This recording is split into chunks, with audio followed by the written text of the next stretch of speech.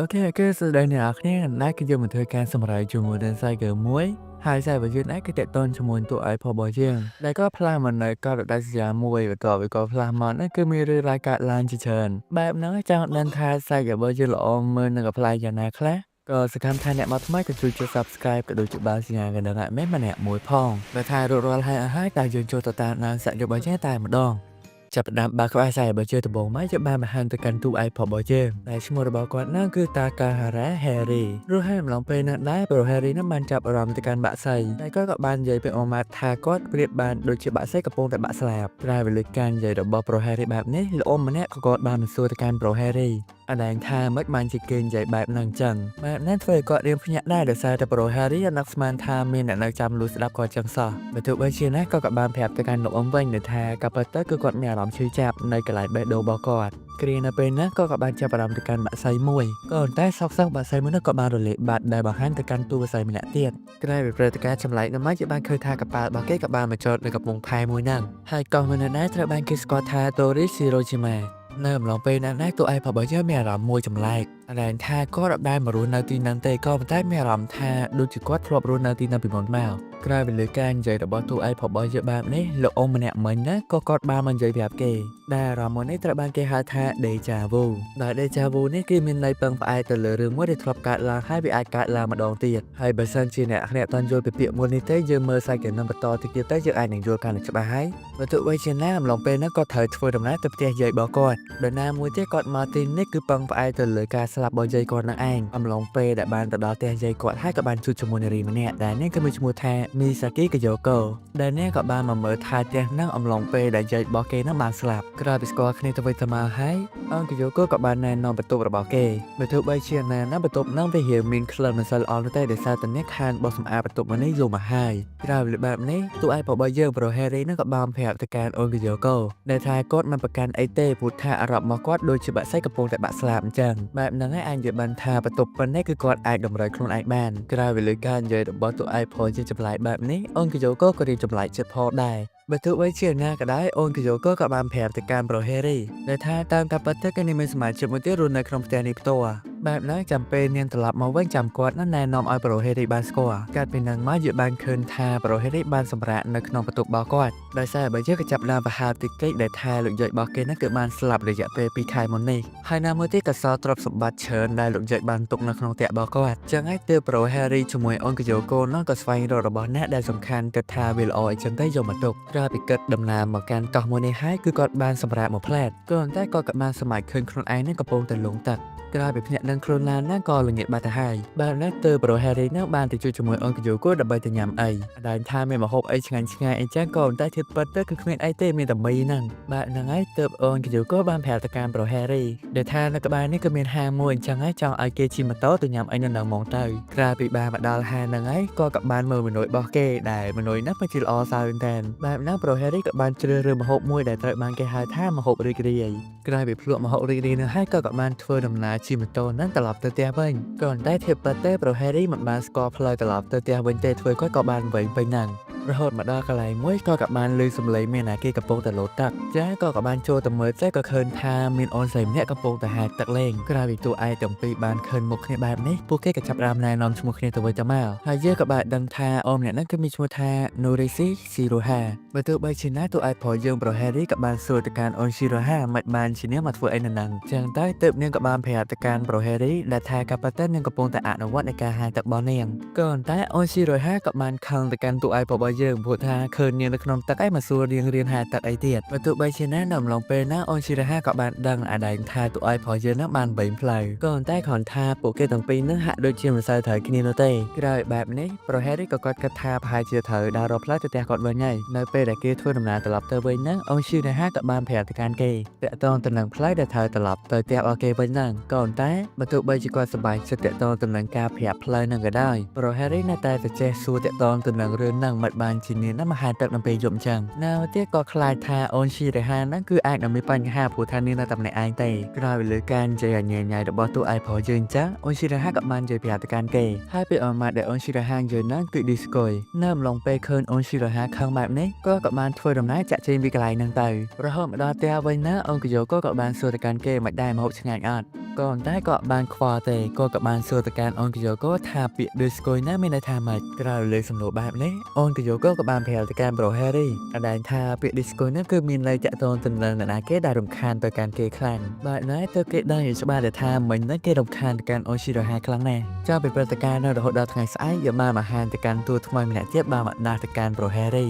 ដែលអូនម្នាក់ណាមានឈ្មោះថាកាតូអូមីបន្តមកទៀតយកបានឃើញថាអូនអូមីក៏បានធ្វើម្ហូបមួយទៅកាន់ប្រូហេរីក៏តែគាត់បានចាប់អារម្មណ៍ឃើញថាម្ហូបអីចឹងដែលហេតុធ្វើឲ្យអូនអូមីខំមែនតែនអាគេធ្វើម្ហូបឲ្យញ៉ាំឲ្យនៅល្អទៀតក៏តែបើទោះបីជាណាអំឡុងពេលណាប្រូហេរីក៏បានភ្លក់អមាត់តែក៏មានអារម្មណ៍ថាឆ្ងាញ់ដែរបែបហ្នឹងយើងគិតថាអូនអូមីក៏បានសប្បាយចិត្តឡើងវិញនិយាយទៅអូនអូមីនេះអារម្មណ៍ផ្លាស់ប្ដូរលឿនណាស់អាពេលគេទៅសារម៉ាន់ទិកហ្នឹងនិយាយពីថាសប្បាយចិត្តមិនតបពីញ៉ាំអីហើយយើងឃើញថាពួកគេក៏ចាប់ដើមលេងល្បែងមួយជាមួយគ្នាក៏តែគ្រាន់ថាអូនអូមីលេងមិនដែលឈ្នះទៅកាន់ប្រូហេរីនៅឡើយបើទោះបីជាខំប្រែល្បិចទៅកាន់ប្រូហេរីយ៉ាងណាក៏នាងនៅតែមិនអាចយកឈ្នះចឹងហើយអូនអូមីក៏បានសួរទៅកាន់តួឯករបស់យើងថាធ្វើម៉េចបានដឹងពីនាងទាំងអស់ចឹងបែបហ្នឹងហើយប្រូហេរីក៏បានប្រាប់ទៅកាន់អូនអូមីគឺថាការប៉ັດទៅអ្វីដែលគាត់ចាប់អូនអូមីបានហ្នឹងគឺដោយសារតែការប្រើទឹកមុខរបស់នាងរំឡងពេលដែលនាងប្រើកត្រៃក្តាប់លីអីណាគឺទឹកមុខរបស់នាងផ្លាស់ប្ដូរទាំងអស់ចឹងហើយទើបអូនអូមីគិតថាបើសិនជានាងប្រើក្តាប់ហើយធ្វើទឹកមុខចេញជាស្អីផ្សេងទៅប្រហែលជាតួឯករបស់យើងចាប់អត់បានទេក៏ប៉ុន្តែបើទោះបីជាណ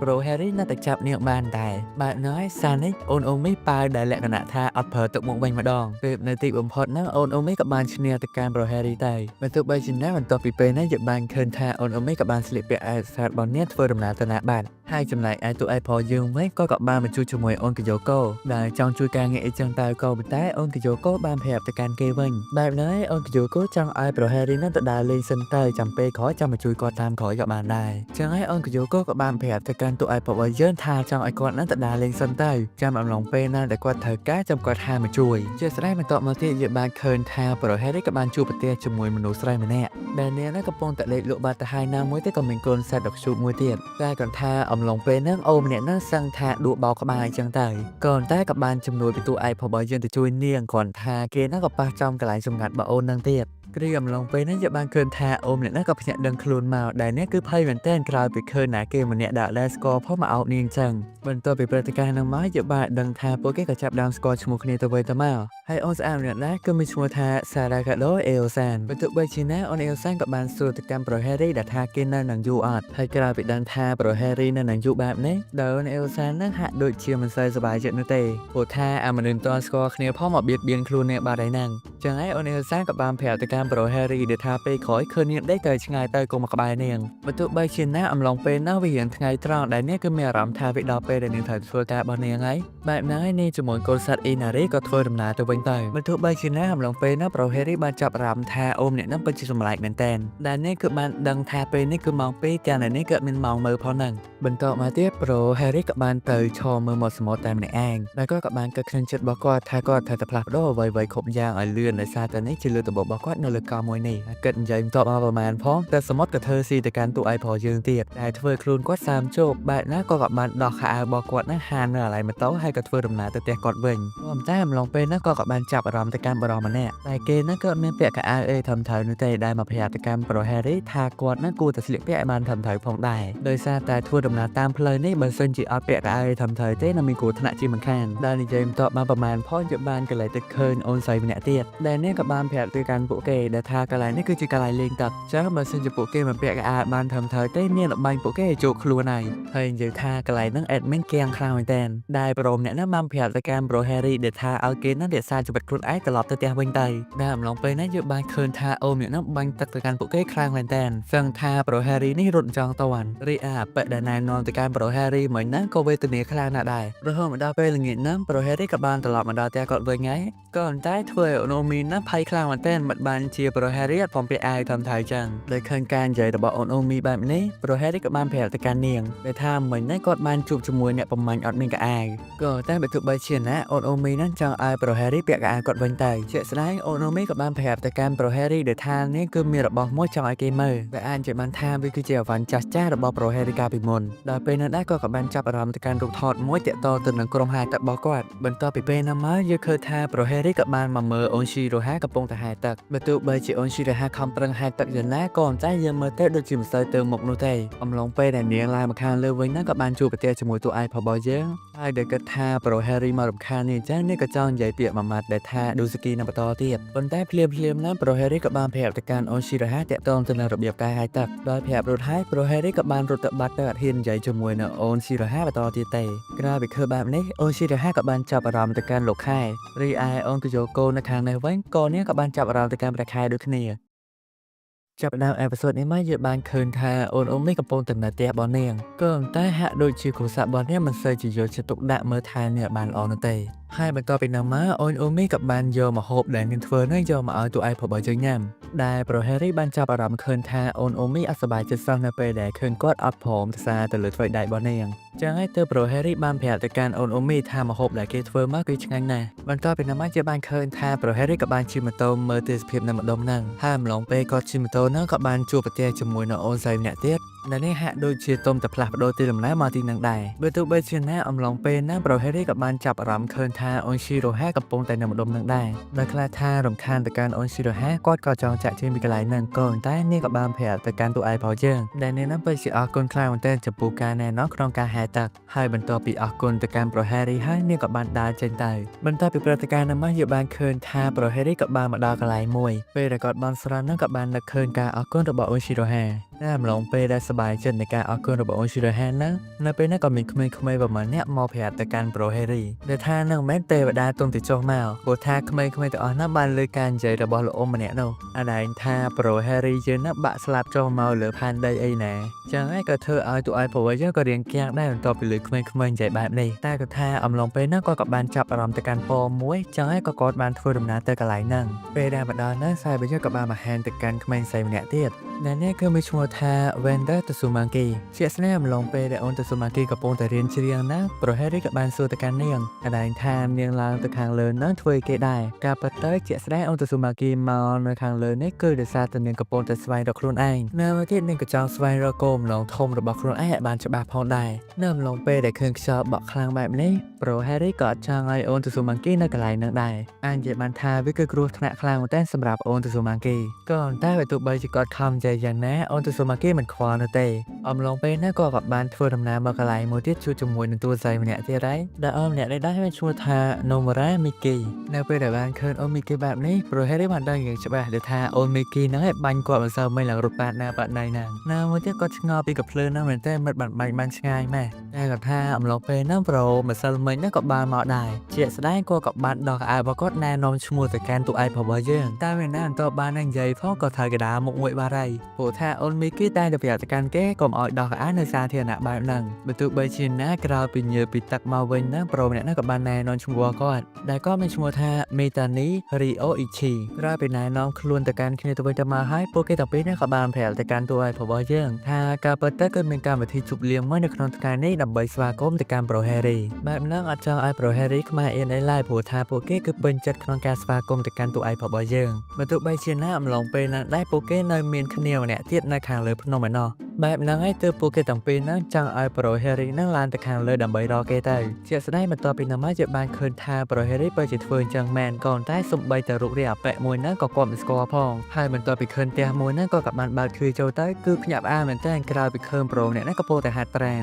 ជាស្ដែងប្រូម្នាក់ហ្នឹងក៏បានសួរទៅកាន់តួឯករបស់យើងណាគេដែរអាដែងថាប្រាប់ឈ្មោះគ្នាទៅវិញទៅមកណាក៏តែបន្ទាប់បានស្គាល់គ្នាផងពួកគេក៏ចាប់ដាំវាយ tennis ទៅវិញទៅមកហើយក្រោយពីលេង tennis ជាមួយគ្នាយើងឃើញថាប្រូហេរីបានយកឈ្នះទៅលើគេហើយក្រោយពីឃើញថាប្រូហេរីខ្លាំងបែបនេះគេក៏មិនអាចទ្រាំបានទៀតដែរ បន្ទាប់ពីរៀបចំខ្លួនហើយគេក៏ចាប់ផ្ដើមថាចង់លេងម្ដាយទៀតតែបន្ទាប់បានលេងហោះអូនមីគេក៏បានមកដល់ដែលបានប្រាប់ទៅការប៉ែណាថាឈប់អញ្ញាញ៉ៃទៀតតែពួកគេកំពុងរងចាំនៅពេលឃើញអូនមីគេអញ្ចឹងប្រូអ្នកណាក៏បានសួរទៅកាន់នាងថាប៉ែណាណាគេដែលហេតុធ្វើឲ្យតួឯកយើងរៀងគៀងដែរអាមនុស្សតស្គាល់គ្នាវាយធ្វើនេះឡើងមួយថ្ងៃហ្នឹងបន្ទាប់ព្រឹត្តិការណ៍នោះមកយកបានឃើញថាពួកគេក៏ចាប់ដើមជួបជុំគ្នានៅកន្លែងមួយហើយក៏បានស្វាគមន៍តួឯករបស់យើងមកកាន់កោះតូរីស៊ីរ៉ូជីម៉ាតែគាត់ថានៅអំឡុងពេលនោះដែរប្រូហេរីក៏បានជួបជាមួយនឹងអូនម្នាក់ដែលគេជួបកាលពីម្សិលមិញចឹងហើយអូនអេលសានក៏បាននិយាយឈ្មោះរបស់ប្រូហេរីកូនតែនាងនិយាយខុសដែលហេតុធ្វើពួកគេទាំងពីរហ្នឹងមិនសូវត្រូវគ្នាឡើយអំឡុងពេលហ្នឹងចឹងហើយអូនមីគីក៏ឆ្ងល់ដែរពួកគេជួបគ្នាតាំងពេលណា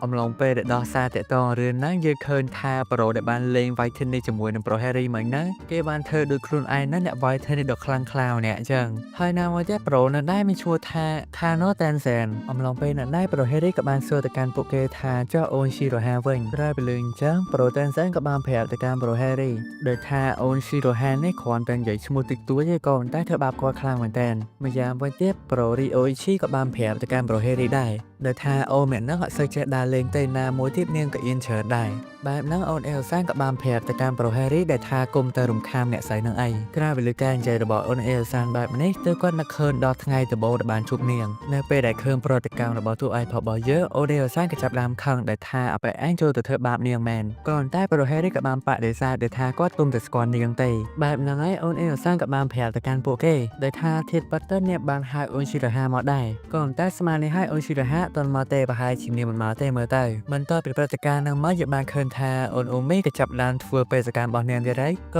៏តែនាងមិនភ្លេចទេក្នុងការធ្វើមហោទៅឲ្យប្រូហេរីរហូតមកដល់ថ្ងៃត្រង់យើងឃើញថាតួឯកប្រវត្តិយើងក៏បានធ្វើដំណើរមកដល់កន្លែងមួយដោយសារតែអាកាសធាតុក្តៅពេកទើបគាត់ចង់រកអីទៅជាក្នុងការញ៉ាំក្រោយពីបានតកកឈូសមកកំប៉ុងហើយយើងឃើញថាតួឯកប្រវត្តិយើងកំពុងតែញ៉ាំវានៅខាងក្រៅបែបនេះលោកអ៊ំដែលបានលក់ឲ្យប្រូហេរីហ្នឹងគាត់ក៏បានប្រាប់ទៅកាន់គេថាចូលទៅខាងក្នុងទៅព្រោះថានៅខាងក្រៅចេះក្តៅណាស់ខាងក្នុងគឺគាត់មានកង្ហាលឲ្យប្រូហេរីអង្គុយញ៉ាំនៅខាងក្នុងហ្មងទៅបែបហ្នឹងហើយទើបប្រូហេរីបានចូលទៅញ៉ាំនៅខាងក្នុងក៏តែអំឡុងពេលហ្នឹងដែរគាត់បានចាប់អារម្មណ៍ឃើញថាអូនអេលសានកំពុងតែផ្លាស់ប្ដូរសម្លៀកបំពាក់នៅក្នុងបន្ទប់មួយហ្នឹងអំឡុងពេលដែលមានព្រឹត្តិការណ៍បែបនេះយើងគិតថាពួកគេក៏ចាប់ផ្ដើមស្រែកទៅវិញទៅមកព្រោះហើយប៉ែហេរីហ្នឹងក៏បានគប់អតកកឈូសរបស់គេចំកន្លែងសំខាន់របស់អូនអេលសានទៀតក្រោយមានព្រឹត្តិការណ៍បែបនេះអូនអេលសានក៏បានប្រាប់ទៅកាន់តួឯករបស់យើងអាដែងថាបើកទ្វារអីចេះគោះទ្វារផងអាគេកំពុងផ្លាស់ប្ដូរសម្លៀកបំពាក់ចេះតែចូលមកអញ្ចឹងណាមួយទៀតប៉ុណ្ណឹងមិនសូវជាអីប្រហែលទេក៏តែហ៊ានគប់អតកកឈូសមកចំកន្លែងរបស់នាងទៀតចឹងហើយប្រូហេរីក៏បានប្រាប់ទៅកាន់អូនអេលសានដែលថានេះជាលើទំរបស់គាត់អត់ដែរឃើញរឿងហ្នឹងពីមុនមកទេតែហេតុធ្វើគាត់ភ្ញាក់បែបហ្នឹងក៏តែអ្វីដែលគាត់ឆ្ងល់នោះមិនបានជាអូនអេលសានមកផ្លាស់ប្ដូរសម្លៀកបំពាក់នៅកន្លែងហ្នឹងចឹងដោយការប៉ັດទៅគឺថាអូនអេលសានគឺធ្វើការនៅក្នុងកន្លែងនេះផ្ទាល់ក្រៅពីមានបដិវត្តហេតុបែបហ្នឹងហើយប្រូហេរីក៏បានប្រាប់ទៅកាន់អូនអេលសានដែលថាគាត់មិនច្រឡំគប់តកកឈូសចំកន្លែងរបស់គេបែបហ្នឹងទៅគាត់ចង់ឲ្យអូនអេលសានហ្នឹងយកតកកឈូសមកគប់លើគាត់វិញដើម្បីឲ្យពួកគេហ្នឹងគឺសងគ្នាទៅវិញទៅមកតែហេតុបែបហ្នឹងហើយអូនអេលសានក៏បានយកព្រមជឿឃើញថាអូនអេលសានក៏បានគប់អតកកឈូសចំក្បាលទៅកាន់ប្រូហេរីអំឡុងពេលដែលគេកំពុងតែល្ងាហើយអូនអេលសានកំពុងតែសប្បាយចិត្តណាប្រូហេរីនៅអំឡុងពេលហ្នឹងដែរហ្នឹងក៏ឆ្លៀតគប់តកកឈូសហ្នឹងចំមុខអូនអេលសានវិញដែលហេតុតែខឹងបែបនេះអូនអេលសានគឺធន់មិនបាននោះទេតែនេះក៏បានយកតកកឈូសពីរហ្នឹងគប់ចំភ្នែករបស់តួឯកប្រុសយើងដែលថាត្រូវប៉ុណ្ណឹងប្រូហេរីច្បាស់ជាលែងហ៊ានជាមួយនឹងអូនអេលសានទៀតហើយតែមែនណាប្រូហេរីក៏បានតបទៅកាន់អូនអេលសានវិញដែលហេតុបែបហ្នឹងហើយយើងឃើញថាពួកគេក៏ចាប់ដើមប្រកែកប្រកិនពេញហ្នឹងហើយដែលលោកអ៊ំនៅខាងក្នុងលើវិញក៏អត់មានដឹងអីសោះបន្ទាប់ពីសាមកៅអៅចឹងគាត់ត្រូវតែសម្ងួតកៅអៅរបស់គាត់ក៏តែអំឡុងពេលដែលគាត់ដោះអាវដើម្បីសម្ងួតកៅអៅហ្នឹងយើងឃើញថាក៏មានអូនម្នាក់ហ្នឹងទៀតហើយដែលបាញ់ទឹកមកកាន់គាត់ហើយអ្វីដែលសំខាន់គឺគាត់ដឹងថាអូនម្នាក់ហ្នឹងនៅណាទេក៏មិនចាច់ទឹកជាដបាញ់មករកគាត់រហូតដែលអត់ជំរឿនណាប្រូហេរីត្រូវតែពាក់កៅអៅគាត់វិញដែលកាលពីនោះមកសាយវិញក៏បានដល់ពេលល្ងាចយើងឃើញថាប្រូហេរីក៏បានមកដល់ផ្ទះគាត់វិញតែគាត់ថាអូនអូមីក៏ចាប់ដើមភ័យម្ដងទៀតក្រោយពីឃើញថាប្រូហេរីណាបានស្លៀកពាក់កៅអៅទៀតហើយក្រោយពីនោះមកប្រូហេរីក៏បានមកងូតទឹកយើងឃើញថាក៏បានគិតតាក់ទងទៅនឹងរឿងរបស់គាត់នៅប្រហែលថ្ងៃនេះដោយសារគាត់គុំតែផ្លាស់មកប្រហែលថ្ងៃទេក៏តែមានរឿងរ៉ាវកើតឡើងច្រើនមែនតើណាមួយទៀតគាត់អត់ទាន់យល់ពីខ្លួនឯងទេថាហេតុអីបានជាគាត់ផ្លាស់មកទីនេះធ្វើអីបន្ទាប់ពីនោះមកប្រូហេរីក៏បានទៅជួបជាមួយនឹងអូនកាយ៉ូកូម្យ៉ាងវិញទៀតអូនកាយ៉ូកូក៏បានដឹងដែរថាប្រូហេរីមករយៈនេះមានមិត្តភក្តិច្រើនណាស់បែបណាក៏ធ្វើឲ្យអូនកាយ៉ូកូក៏សប្បាយចិត្តដូចគ្នា តែគ្រាន់ថាប្រូហេរីក៏បានប្រាប់ទៅកាន់អង្គជកូដែលថាគាត់ពិតជាសុំទោសមែនតើដែលបានជួយក៏ប៉ុន្តែអង្គជកូក៏បានប្រាប់ទៅកាន់ប្រូហេរីដែលថាមិនមែនចឹងទេហើយអូនគជកូនោះក៏ចង់រៀបចំម្នាក់ឯងសិនចាំពេលតិចទៀតណាចាំឲ្យប្រូហេរីមកជួយបែបហ្នឹងទៅគាត់ចាប់អារម្មណ៍ឃើញថាការប៉ះទៅការមកដល់កោះមួយនេះ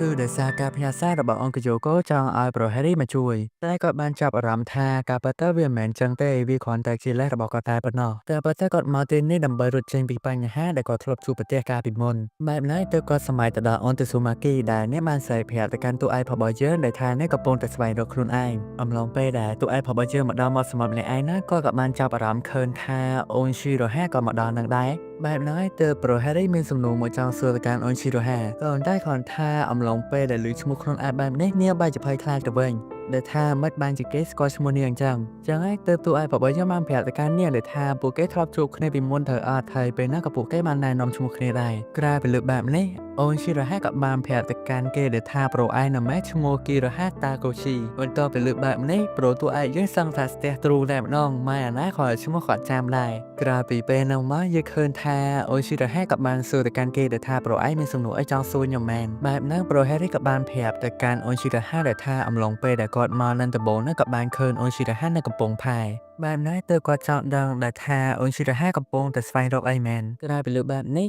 អូនស៊ីរ៉ូហាក៏បានប្រាប់ទៅកាន់ប្រូហេរីដែលថានេះកំពុងតែស្វែងរកបាក់សីបើទោះបីជាយ៉ាងណាក៏ដោយអូនស៊ីរ៉ូហាក៏បានសួរទៅកាន់ប្រូហេរីមិនបានជាមកកោះនឹងទៅអីបែបហ្នឹងហើយទៅប្រូហេរីបានប្រាប់ទៅកាន់អូនស៊ីរ៉ូហាដែលថាការប៉ះទៅគាត់មិនអាចចងចាំរដូវកាលរបស់គាត់ទាំងអស់នោះទេបើទោះបីជាអូនស៊ីរ៉ូហាចង់ដឹងក៏ប៉ុន្តែនៅពេលហ្នឹងគាត់ក៏បានគិតក្នុងចិត្តរបស់គាត់ដែលថាមានរឿងរ៉ាវមួយដែលបានដិតជាប់នៅក្នុងអារម្មណ៍របស់គាត់ដែលវាគឺតាក់ទងជាមួយនឹងការហែកទឹកមួយដែលគាត់មានអារម្មណ៍ថាគាត់បានលងទឹកហើយគាត់មកកោះមួយនេះគឺដោយសារតែរឿងមួយនោះដែរគឺគាត់ចង់ចាំរឿងទាំងអស់នោះឡើងវិញបើទោះបីជាយ៉ាងណានៅពេលហ្នឹងប្រូហេរីក៏បានប្រាប់ទៅកាន់អូនស៊ីរ៉ូហាដែលថាការប៉ះទៅគាត់មកកោះមួយនេះដើម្បីចំណាយពេលដើរលេងនៅរដូវសាមឺខាងមុខបែបហ្នឹងហើយប្រូហេរីក៏បានសួរទៅកាន់អូនស៊ីរ៉ូហាដែលថារដូវសាមឺជារដូវដែលអូនស៊ីរ៉ូហាចូលចិត្តអត់បែបហ្នឹងទើបនាងប្រាប់ទៅកាន់គេដែលថាកាលពីក្មេងនាងពិតជាចូលចិត្តទៅលើរដូវសាមឺមួយនេះណាបែបហ្នឹងហើយគេក៏បានជឿពីអារម្មណ៍របស់អូនស៊ីរ៉ូហាដោយសារតែកាលពីនៅក្មេងគេក៏ចូលចិត្តរដូវសាមឺមួយនេះដែរនៅមកទៀតអំឡុងពេលដែលគេមកដល់កោះមួយនេះគេបានស្គាល់មិត្តភក្តិច្រើនហើយក៏ជួបប្រទះជាមួយរឿងច្រើនដូចគ្នាចឹងហើយអាចនិយាយបានថារដូវសាមឺខាងមុខនោះគឺជាពេលវេលាដែលពួកគេនឹងត្រូវសប្បាយជាមួយគ្នាហើយតែគាត់ថាអំឡុងពេលដែលកំពុងនិយាយហ្នឹងអូនស៊ីរ៉ូហាក៏បានសួរទៅកាន់ប្រូហេរីដែលថាប្រូហេរីឯងបាក់ស្លាប់មែនអីពួកនេះបានលើការនិយាយរបស់លោកអ៊ំម្នាក់ហ្នឹងថាប្រូហេរីមកទីនេះដើម្បីជួសជុលស្លាប់របស់គាត់ដែលហេតុបែបនេះប្រូហេរីក៏រៀងភ្ញាក់ផ្អើលដែរមិននឹកស្មានថារឿងបាក់ស្លាប់ហ្នឹងវាល្បីដល់ថ្នាក់ហ្នឹងចឹងហើយគេក៏បានប្រាប់ទៅកាន់អូនស៊ីរ៉ូហាដែលថាវាគ្រាន់តែជាពាក្យប្រៀបធៀបទៅនឹងជីវិតរបស់គាត់តែប៉ុណ្ណោះហើយបញ្ហានៅជុំវិញខ្លួនគាត់ហ្នឹងឯងគឺពាក់ព័ន្ធជាមួយនឹងស្លាប់ទាំងអស់ហ្នឹងចឹងហើយអត់ចង់ឲ្យអូនស៊ីរ៉ូហាយល់ច្រឡំទាក់ទងរឿងស្លាប់អីហ្នឹងទេក្រៅពីលើការបកស្រាយរបស់ប្រូហេរីបែបនេះអូនស៊ីរ៉ូហាក៏មានអារម្មណ៍ថាវាពិតជាចម្លែកមែនតើចាប់ផ្ដើមអេពីសូតទី3យើងមកក៏យើងបានបង្ហាញទៅកាន់តួថ្មីម្នាក់ទៀតដែលនាងកំពុងតែអស់វ៉ាលីរបស់នាងយើងឃើញថានាងក៏ចម្លែកណាស់ដែរដែលមានបេះរូបចៅសមុទ្រនៅលើក្បាលហាក់ដូចជានេះជាក្រុមចៅសមុទ្រអញ្ចឹងបន្ទាប់ពីនោះមកយើងបានឃើញតទៅជាមួយតួឯករបស់យើងដែលនៅអំឡុងពេលហ្នឹងគាត់កំពុងតែញ៉ាំម្ហូបរបស់គាត់ក៏ប៉ុន្តែគ្រាន់ថាអំឡុងពេលគាត់ញ៉ាំអីនេះគឺគាត់បានចាប់អារម្មណ៍ទៅកាន់សក្តានដែលអូនអ៊ូមេបានបន្ថែមទៅលើម្ហូបរបស់គេបែបណាធ្វើឲ្យគាត់ទៅសារទៅលើធ្វើដៃរបស់អូនអ៊ូមីមែនតើគឺបែបហ្នឹងអូនអ៊ូមីក៏បានប្រាប់ទៅកាន់ប្រូហេរីបើថាគេចង់បានសត្វអីបន្ថែមទៀតអាចប្រាប់នាងបាននាងចាំបន្ថែមឲ្យបន្ទាប់ពីញ៉ាំអីហើយយើងឃើញថាប្រូហេរីរបស់យើងក៏បានទៅជួបជាមួយនឹងអូនគីយ៉ូកូដែលគាត់ចង់ជួយធ្វើការទៅកាន់អូនគីយ៉ូកូក៏ប៉ុន្តែនាងបានប្រាប់ទៅកាន់ប្រូហេរីដែលថាការប៉ះទិចនាងនៅសល់តែរបស់មួយចំនួនទៀតទេបែបនេះចាំរួចហើយអាចចាំឲ្យប្រូហេរីនោះមកជួយក្រោយពីទនេដៃបែបនេះយើងឃើញថាប្រូហេរីក៏បានទៅសម្រាប់នៅកន្លែងបន្ទប់របស់គាត់ដោយអំឡុងពេលនោះដែរអូនអ៊ូមីក៏បានទៅជួបជាមួយគេនិងបានប្រាប់ទៅកាន់តួឯករបស់យើងដែលថាកុំលើតែអបប្រយោជន៍អីបែបនេះនាងចង់ឲ្យប្រូហេរីនឹងដើររត់ដំណើរផ្សងព្រេងណាស់ដ៏ធំមួយក្នុងការធ្វើដំណើរទៅនៅពេលលើបែបនេះតួឯករបស់យើងក៏បាននឹកឃើញសភៅរបស់គាត់ដែលគាត់បានមើលហើយយើងក៏មិនដឹងថាសភៅនេះតាក់ទងស្អីដែរដែលធ្វើឲ្យគាត់សប្បាយចិត្តមែនតើបែបហ្នឹងហើយអូនអ៊ូមីក៏បានប្រាប់ទៅកាន់តួឯករបស់យើងឈប់កើតអីផ្ដេសផ្ដាសទៅណាមកទៀតធ្វើដំណើរផ្សងព្រេងទៅកន្លែងមាត់បង់ក៏វាល្អមួយយ៉ាងដែរបន្ទាប់ពីលើបែបនេះយើងឃើញថាតួឯករបស់យើងក៏បានមកដល់កន្លែងមួយហើយនៅពេលនោះដែរគាត់បានឃើញអូស៊ីរ៉ូហាកំពុងតែនៅកន្លែងហ្នឹងជាស្ដេចយើងចាប់ដើមឃើញថាអូស៊ីរ៉ូហាចាប់ដើមប្រើវិជាសាស្ត្ររបស់នាង នេះដើម្បីហៅរបស់មួយមកនៅពេលដែលនាងសាយពាក្យលេដាចុលានេះក៏បានចាប់អារម្មណ៍ឃើញថាប្រូហេរីកន្លែងនឹងដែរនៅមួយគេការវិជាពាក្យលេដារបស់នាងจะអទៅកាន់ទូឯប្រុសរបស់យើងចឹងហើយបានគេធ្វើប្រកាច់ទៅគឺថាវាឃើញទូធ្វើទូឯប្រុសរបស់យើងចឹងអូនឈីរ៉ាចាប់ផ្ដើមអៀនខ្លាំងមែនតើបែបនេះប្រូហេរីក៏បានទៅសុំទោសទៅកាន់អូនឈីរ៉ាកូនតែនាងចាប់ផ្ដើមនិយាយពាក្យចម្លែកមួយទៀតមកទៀតហើយគឺថាវាឃើញការបែកងានរបស់អូនឈីរ៉ាបែបនេះទូឯប្រុសរបស់យើងក៏គាត់គ្មានពាក្យអីត្រូវតវ៉ាដែរជាស្ដាយអូនឈីរ៉ាក៏បានប្រាប់ទៅកាន់ប្រូហេរីដែលថាការពិតទៅពាក្យដែលនាងកំពុងតែនិយាយអ្នកណាក៏គេដឹងដែរនៅមួយទៀតនាងដឹងថាប្រូហេរីទុំតែមិនណាងច្បាស់ជាគិតថានាងផាយជាមនុស្សឈ្គួរដែរមកតែក៏តែការពិតទៅពាក្យមួយនេះគឺគោរពទៅលើអ្នកការពារនៅទន្លេមួយនេះផ្ទាល់ក្រៅពីព្រឹត្តិការណ៍នេះមកយើងបានឃើញថាពួកគេក៏ចាប់ដើមស្រ័យពាក្យដែលអូនឈីរ៉ានោះបាននិយាយផ្ទាល់ក្រៅពីស្រ័យពាក្យមួយនឹងហត់ហើយយើងឃើញថាប្រូហេរីក៏បានសួរទៅកាន់អូនឈីរ៉ាដែលថានេះចូលចិត្តទៅលើតុក្កតាម៉េងកាអត់បែរណៃទើបនាងចាប់ដើមឡើងមកក្រហមប្រាប់ទៅកាន់ទូឯរបស់យើងដែលថានេះបើជាចូលទៅលើតុក្កតាមួយនឹងណែក៏តែនាងគឺស្អប់ទៅលើទូឯរបស់យើងដែលមករំខានទៅលើនាងក្រៅពីនៅតែម្នាក់ឯងឡើងទូឯរបស់យើងគិតថានៅពេលដែលជួបអូនឈីរ៉ានៅពេលក្រោយថាតែសុំទោសនេះបានត្រឹមត្រូវក៏តែភ្លាមឡើងក៏បានជួបប្រទះជាមួយនឹងទូថ្មីម្នាក់ដែលឃើញថានាងកំពុងតែមានបញ្ហាជាប់ជើងជាមួយវ៉ាលីនៅកន្លែងជើងលូហ្នឹងក៏បានជួយទៅកាន់នាងទៅក្រៅពីជួយរត់ហើយអូនម្នាក់ហ្នឹងក៏បានអរគុណទៅកាន់ប្រូហេរីដែលធ្វើឲ្យគាត់ឆ្ងល់មែនទែនមិនបានជានាងស្គាល់ឈ្មោះទៅកាន់គាត់ឬមួយក៏ពួកគេធ្លាប់ជួបគ្នានៅកន្លែងណាមួយបែបហ្នឹងហើយទើបនាងបានប្រាប់ទៅកាន់ប្រូហេរីដែលថាមែនទេក៏ប៉ុន្តែប្រូហេរីល្បីឈ្មោះណាស់នៅលើកោះមួយនេះបន្តមកទៀតយើងឃើញថាអូនម្នាក់ហ្នឹងក៏បានណែនាំឈ្មោះរបស់នាងទៅកាន់ទូឯរបស់យើងដែលឈ្មោះរបស់នាងគឺ Kushima Kamome ក្រៅពីលើឈ្មោះបែបនេះប្រូហេរីចាប់ដើមឆ្ងល់មែនទែនមិនបានជាឈ្មោះអីចម្លែកម៉េះបែបហ្នឹងទើបនាងចាប់ដើមបកស្រាយទៅដល់ឈ្មោះរបស់នាងប៉ុន្តែទោះបីជាអូនកាម៉ូមេខំប្រឹងណែនាំឬក៏បញ្យល់យ៉ាងណាក៏ទូឯរបស់យើងនៅតែអត់យល់ដែរនៅអំឡុងពេលដែលធ្វើដំណើរជាមួយគ្នាយើងឃើញថាអូនកាម៉ូមេបានអង្គុយលើវ៉ាលីរបស់នាងដែលឲ្យប្រូហេរីបានរុញពេលអញ្ចឹងប្រូហេរីមានអារម្មណ៍ថារីចម្លែកចិត្តដែរព្រោះថាឲ្យគាត់រុញវ៉ាលីហើយនាងមកអង្គុយចឹងវាមិនមែនជាមនុស្សធម្មតានេះទេម្យ៉ាងវិញទៀតក៏ចង់ដឹងថានៅក្នុងវ៉ាលីមានគេខ្លះលើបែបនេះអូនកាម៉ូមេក៏បានប្រាប់ទៅកាន់ទូឯរបស់យើងដែលមិនចង់ឲ្យទូឯរបស់យើងឆ្កល់ពេកទេព្រោះថានេះគឺមិនចង់ប្រាប់ឡើយម្យ៉ាងវិញទៀតទូឯរបស់យើងណាក៏ចង់បែកដោយសារតែអូនម្នាក់នឹងដែរក្រៅពីអំឡុងពេលនោះមកយើងបានឃើញថាអូនអ៊ូមីក៏បានចាប់អារម្មណ៍ទៅកាន់ពួកគេទាំងពីរដែលធ្វើអូនអ៊ូមីចម្លែកចិត្តដែរពេលឃើញបែបនេះក៏តែដោយសារតែនាងជាប់លេងជាមួយគ្នាបងនាងទៅអូនមីបានប្រាប់ទៅកាន់ប្រូហេរីដែលថានៅខាងមុខមានចំណោទមួយចឹងថាតែប្រយ័ត្នផងបន្ទាប់ពីនោះមកយើងបានឃើញថាពួកគេទៅពេលនេះក៏បានមកដល់កន្លែងចំណោទមួយហ្នឹងហើយបែបណាទៅប្រូហេរីចង់ឲ្យអូនកាម៉ូមីនឹងចុះទៅលើវ៉ាលីទៅព្រោះថាខ្លាចគ្រោះថ្នាក់តែបើទោះបីជានិយាយយ៉ាងណាក៏អូនកាមិនប្រស្ដាប់ដែរដែលយើងឃើញថានឹងក៏ចាប់ឡើងរុនវ៉ាលីបលនេះទៅកន្លែងចំណោទមួយហ្នឹងក្រោយពីឃើញអូនកាមិនធ្វើអាប់នេះទោះឲ្យបើយើងសឹងថាកែម្ដងក្រោយពីឃើញចឹងជាស្ដែងយើងឃើញថាប្រូហេរីក៏បានរត់ទៅជួយអូនកាមិនតែទោះបីជាណាយើងឃើញថាអូនកាមិនក៏នៅរៀនស្ទាត់ជំនាញទៅលើរឿងមួយហ្នឹងដែរអំឡុងពេលដែលជីកនោះពេលដែលដល់ផ្លូវចំណោទខាងក្រោមមានកាត់កោងខ្លាំងពេកទើបយើងឃើញថានេះក៏បានធ្លាក់ចូលទៅក្នុងទឹកបាត់ទៅក្រោយពីប្រូហេរីបានមកដល់កន្លែងកាហែហ្នឹងដែរក៏គឺមានបំណងចង់ចូលទៅជួយទៅកាន់អូនកាម៉េកូនតែដឹងស្រាប់ជឿថាគាត់កំពុងតែខ្លាចទឹកអំឡុងពេលភ័យខ្លាចនោះក៏បានចាប់អារម្មណ៍ទៅកាន់គ្រូគាត់អំឡុងពេលអតីតកាលនោះគឺគាត់កំពុងតែហ្វឹកហាត់ហែលទឹកដែលវាក៏អាចនិយាយបានថាជាការប្រកួតធំមួយរបស់គាត់ផងដែរហើយក្រោយពីឃើញការសម័យរបស់ខ្លួនឯងបែបនេះប្រូហេរីក៏ចាប់ផ្ដើមមានបំណងថាគាត់នឹងធ្វើវាបានជាស្ដែងប្រូហេរីក៏បានលោតចូលទៅខាងក្នុងទឹកក៏តែទោះបីជាគាត់ខំប្រឹងយ៉ាងណាក៏គាត់មិនអាចធ្វើវាបានដែរសឹងថាជាមួយចូលទៅខាងក្នុងទឹកលងទឹកឯនោះក៏តែក៏ត្រូវបានជួយដល់អូនកាម៉ូមីវិញក្រោយពីបានជួបគ្នាវិញហ្នឹងអូនកាម៉ូមីក៏បានអរគុណទៅកាន់ទូឯរបស់យើងដោយសារតែនេះបានឃើញពីទឹកចិត្តនៃការជួយរបស់គាត់ទោះបីជាគាត់មិនអាចហៅទៅបានក៏ដោយបន្ទាប់ពីពេលហ្នឹងគាត់បានចាប់អារម្មណ៍ទៅកាន់ logo ឆ្មាចោលសមុទ្ររបស់អូនកាម៉ូមីដល់ពេលនេះចាក់ស្ដែងគាត់មានអារម្មណ៍ថាគាត់ធ្លាប់ឃើញរូបនោះនៅកន្លែងណាមួយអំឡុងពេលកំពុងស្មុគស្មាញនេះយើងឃើញថាអូនកាម៉ូមីក៏បានចេះទឹកបង្កាញ់គាត់នៅបានសើចទៅកាន់ប្រូហេរីដែលឃើញបែបនេះគាត់ក៏ចាប់បានសប្បាយចិត្តឡើងវិញជាស្ដែងអំឡុងពេលដែលឡើងគោកវិញនេះគឺគាត់បានចាប់អារម្មណ៍ទៅកាន់រូបរាងរបស់អូនកាម៉ូមីដែលតែឃើញរូបរាងរបស់គេបែបនេះធ្វើគាត់ចាប់ឡើងអៀនខ្លាំងមែនទែនតែកាន់ថាគាត់ក៏ចាប់បានបកនិយាយរឿងផ្សេងដែលបាននិយាយប្រាប់ទៅកាន់អូនកាម៉ូមីដែលថាផ្ទៃមេគឺពិតជាពណ៌ខៀវស្អាតណាស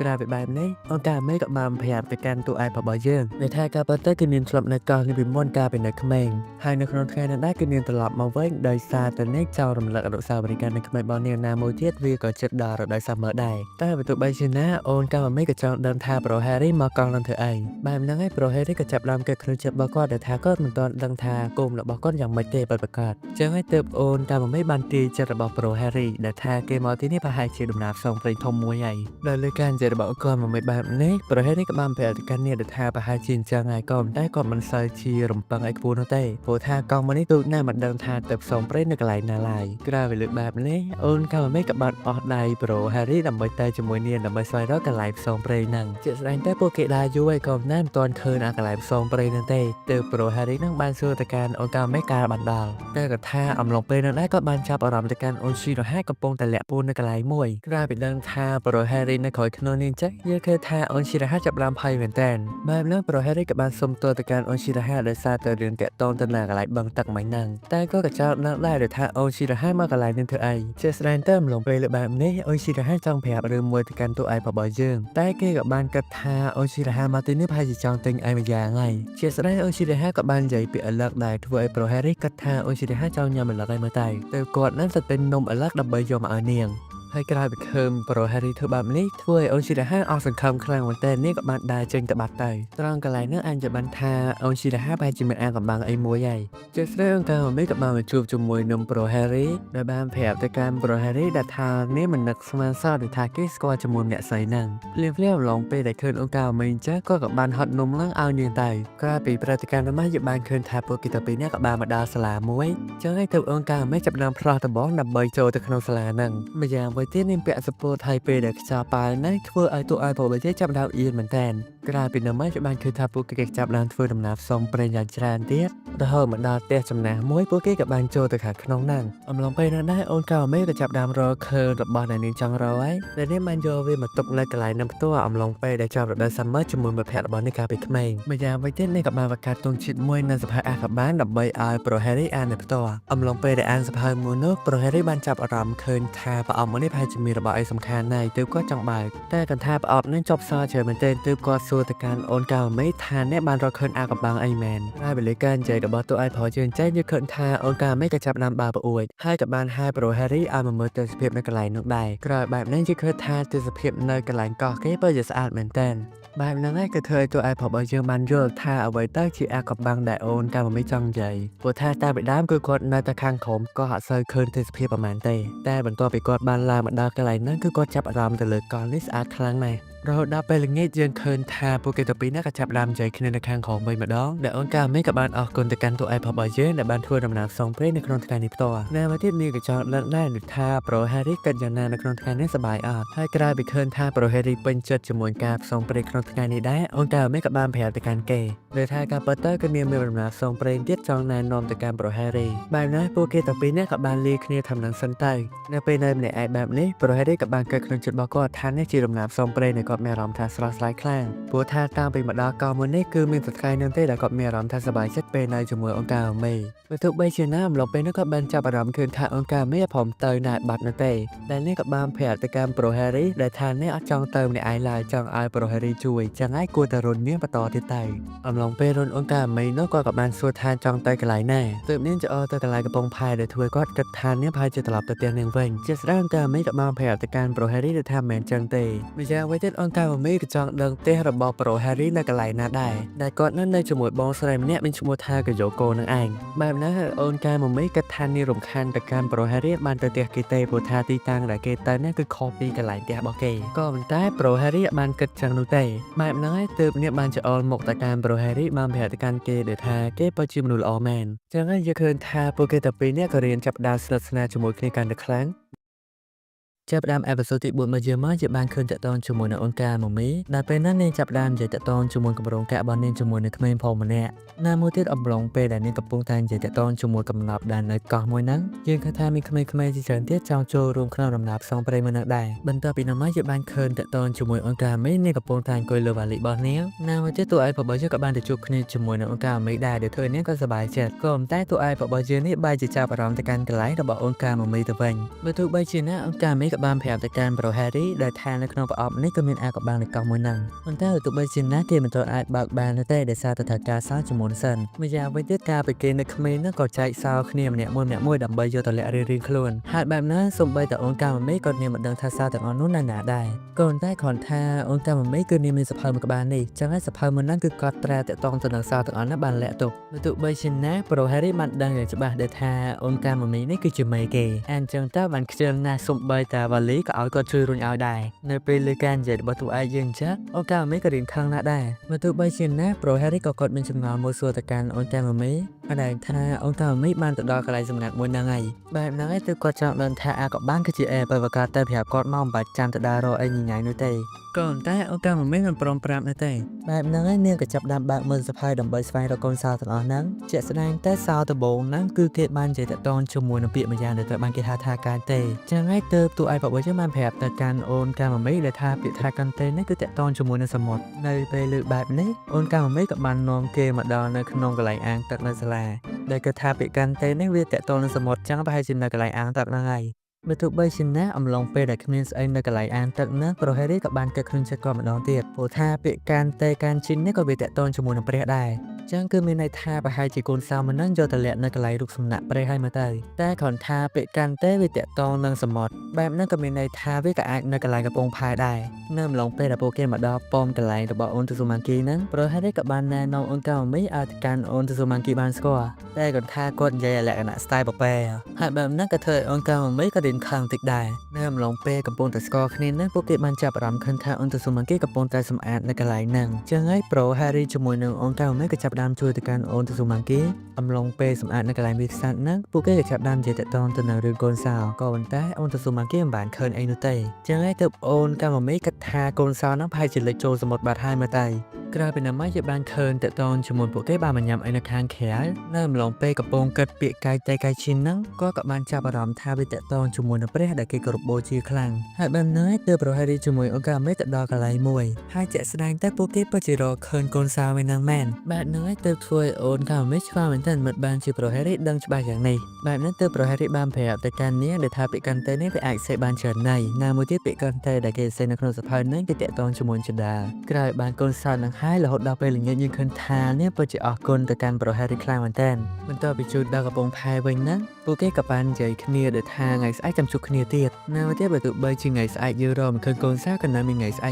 កអីទៀតដែររហូតដល់ថ្ងៃស្អែកយើងបានឃើញតាក់ទងជាមួយពួកគេបានរត់ចេញមកពីកន្លែងមួយដោយសៅមួយហ្នឹងគឺតាក់ទងជាមួយនឹងឆ្កែដែលហេតុបែបហ្នឹងទើបពួកគេរត់បែបហ្នឹងតែអំឡុងពេលដែលពួកគេកំពុងតែគិតថាដើររត់ឆ្កែនៅកន្លែងណាទៀតហ្នឹងប្រូហេរីក៏បានចាប់អារម្មណ៍ផ្ទះមួយចាស់បានគេចូលទៅមើលក្នុងផ្ទះហ្នឹងទៅគឺឃើញថាមានឆ្កែមួយកំពុងតែដេកបែបហ្នឹងទើបអូនកាមមីចាប់ដើមរកមើលថាមានសោនៅហ្នឹងអត់ជាស្ដែងទៅគេក៏បានរកឃើញសៅមែនដែលហេតុបែបហ្នឹងយើងឃើញថាពួកគេក៏ចាប់ដើមមកអង្គុយនៅមួយកន្លែងទៀតដើម្បីដើររកសៅទី3ហើយសៅទី3នោះក៏តាក់ទងជាមួយនឹងកន្លែងដែលមានសត្វស្លាបបែបហ្នឹងទើបតួឯកបបយើងគិតថាប្រហែលជាកន្លែងធំមាន់នេះមើលទៅដែលហេតុបែបនេះប្រូហេរីក៏បានទៅសួរអូនកយ៉ូកូដែលថាកន្លែងណាដែលគេចិញ្ចឹមមាន់បែបហ្នឹងឯងទើបអូនកយ៉ូកូបានប្រាប់ទៅកាន់ប្រូហេរីថាក៏ពិតតែមានកន្លែងចិញ្ចឹមមាន់ច្រើនដែរតែបើថារកកន្លែងដែលចិញ្ចឹមច្រើនមកគឺគ្រួសាររបស់អូនស៊ីរ៉ូហាពេលលើបែបនេះប្រូហេរីក៏រៀនគៀងតិចដែរបែបហ្នឹងក៏បានយកដំណឹងមួយនោះមកប្រាប់អូនកាមមីក្រោយពីលើបែបនេះអូនកាមមីពឹងផ្អែកទៅលើប្រូហេរីទាំងស្រុងហើយដែលសារតែពួកគេស្គាល់គ្នាជាមួយនឹងអូនស៊ីរ៉ូហាក្រោយពីមកដល់ផ្ទះអូនស៊ីរ៉ូហាហ្នឹងគេក៏បានជួបជាមួយបរិមម្នាក់មានឡើងដាំប៉ុណ្ណាណៃ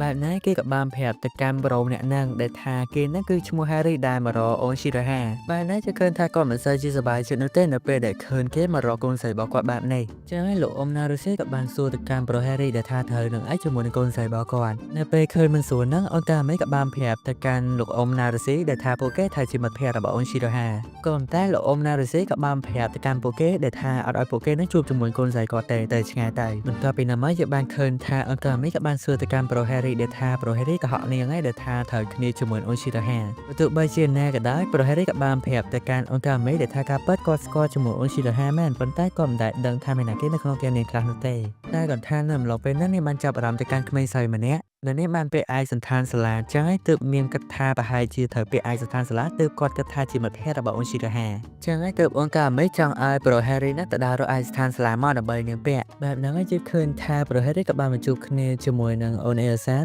ដែលក៏មកប្រាប់អូនអេសានដែលថាគាត់សុំខ្ចីក្អាយសិននៅពេលលើការនិយាយរបស់ប្រូហេរីបែបនេះអូនអេសានភ័យមែនតើចុំសុំខ្ចីក្អាយគេយ៉ាងម៉េចបែបហ្នឹងប្រូហេរីបានប្រាប់ទៅកាន់អូនអេសានដែលថាគាត់មិនមែនយកឲ្យពាក់ខ្លួនឯងទេគឺយកទៅឲ្យមិត្តភក្តិរបស់គាត់ដើម្បីពាក់ចឹងហើយយើងឃើញថាអំឡុងពេលហ្នឹងអូនអេសានក៏ចាប់ដើមរៀងអៀនដែរជាស្ដីបន្ទាប់មកទៀតយើងឃើញថាអូនកាមេក៏ចាប់ដើមពាក់ក្អាយសាលារៀនហ្នឹងហើយទោះបីជាណាប្រូហេរីក៏ចាប់អារម្មណ៍ឃើញថាក្អាយហ្នឹងរឹបណាស់នៅពេលដែលអូនកាមេចាប់ដើមពាក់នៅពេលដែលមកជួបជាមួយលោកណារូសេគាត់ក៏អត់មានពាក្យអីបកស្រាយនិយាយអីច្រើនដែរដោយសារតែឃើញការពាក់អាយសាលាបែបនេះចឹងហើយទើបគាត់ហៅអូនស៊ីរ៉ាហាដើម្បីមកនិយាយជាមួយពួកគេទៅបន្ទាប់ពីនិយាយគ្នាជាមួយនៅអូនស៊ីរ៉ាហាហើយពួកគេក៏ចាប់ដើមចូលទៅកន្លែងទ្រង់មន់ហ្នឹងអំឡុងពេលហ្នឹងដែរប្រូហេរីបានចាប់អារម្មណ៍កន្លែងមួយទើបគាត់ចូលទៅមើលពេលរករកដំបូងនេះគឺគាត់បានឃើញសភៅមួយដ៏ចម្លែកមែនទែនដែលហេតុបែបនេះអូនស៊ីរ៉ាហាក៏បានសួរដៅដែលថាមករកសារឬក៏មករកអីទៅប្រកាសគាត់ថាអំឡុងពេលនោះដែរក៏បានបោះសភៅនឹងចោលទៅហើយក៏ចាប់ដើមដើររកសាររបស់គាត់ជាស្ដែងពួកគេក៏ចាប់ដើមរកឃើញសារទី3ឯនៅតែសារមួយទៀតទេចឹងហើយអូនស៊ីរ៉ាហាក៏បានសួរទៅកាន់ពួកគេដែលថាយកសារទៅធ្វើអីគេបែបហ្នឹងទើបអូនកាមីក៏បានប្រាប់ទៅកាន់នាងតាក់ទងទៅនឹងរឿងដែលពួកគេកំពុងធ្វើទៅពេលស្ដាប់លើតាក់ទងទៅនឹងដំណើរសងព្រេងទាំងអស់ហ្នឹងអូនស៊ីរ៉ាហាក៏បានប្រាប់ទៅកាន់ពួកគេថាមើលទៅគួរឲ្យសប្បាយហើយបែបនេះទើបអូនកាមីក៏បានប្រាប់ទៅកាន់អូនស៊ីរ៉ាហាដែលថានាងចង់ចូលរួមជាមួយពួកគេអត់បើទោះបីជានាងគិតថាវាសប្បាយមែនក៏តែនាងមិនបានចូលរួមជាមួយពួកគេនោះទេ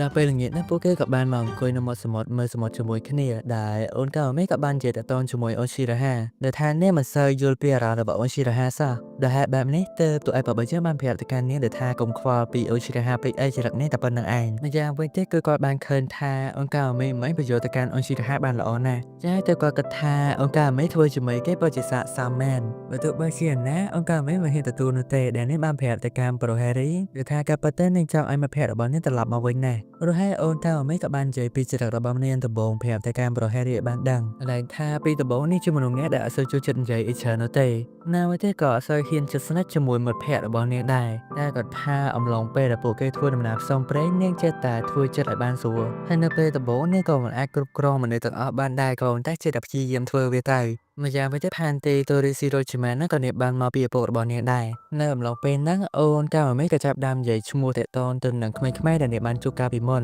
ក្រោយពីលើឈ្មោះទាំងអស់ហ្នឹងហើយប្រូហេរីក៏រៀងចាប់អារម្មណ៍តិចដែរព្រោះថាគាត់មានអារម្មណ៍មួយធ្លាប់លើការនិយាយឈ្មោះទាំងអស់ហ្នឹងពីមុនមកដែលបែបហ្នឹងហើយទើបអូនកាមីបាននិយាយប្រាប់ទៅកាន់តួឯករបស់យើងប្រហែលជាប្រូហេរីហ្នឹងធ្លាប់ធ្វើដំណើរផ្សងព្រេងអីមួយឯងមើលទៅនៅកន្លែងហ្នឹងអេដមីអត់ទាន់ច្បាស់ទេដែលថាក្មេងៗទាំងអស់ហ្នឹងមានប្រូហេរីហ្នឹងអត់ដូចជាដឹងស្រាប់ចឹងប្រូហេរីគាត់បាត់បង់ការចងចាំអតីតកាលរបស់គាត់ខ្លះៗរហូតដល់ថ្ងៃបន្ទាប់យើងឃើញថាពួកគេក៏ចាប់ផ្ដើមដើររកសារទី4ដែលសារទី4ណាគឺនៅកន្លែងសបុកចាប់បែបហ្នឹងទើបគាត់ទៅស្វែងរកទៅហើយបានកូនសារទី4ហើយក៏តែអំឡុងពេលហ្នឹងដែរក៏បានធ្លាក់ទៅលើដើមឈើហើយពីព្រឹត្តិការណ៍នោះមកយើងបានឃើញថាប្រូហេរីក៏បានសម្រាកនៅផ្ទះរបស់គេជាក់ស្ដែងនៅពេលដែលគាត់ញើសមកឃើញថាអង្គការមីណាក៏បាននៅកន្លែងហ្នឹងដែរដែលនេះស្លៀកពាក់ចម្លែកមែនតើដែលមូលហេតុនោះគឺដោយសារតែនេះបានធ្វើឲ្យប្រូហេរីណាមានបញ្ហាបែបហ្នឹងចា៎នាងក៏ចង់មើលថែទៅកាន់គេផ្ទាល់និងចង់ជួយសម្អាតនៅកន្លែងហ្នឹងដែរអំឡុងពេលកំពុងតែរៀងអៀនណាស់ដែរអូនតាយូកូក៏បានមកសួរទៅកាន់ប្រូហេរីដែលថាមិនដែរអូនកាមីនឹងស្អាតអត់បែបហ្នឹងហើយប្រូហេរីក៏មិនថាអីដែរបើសិនជា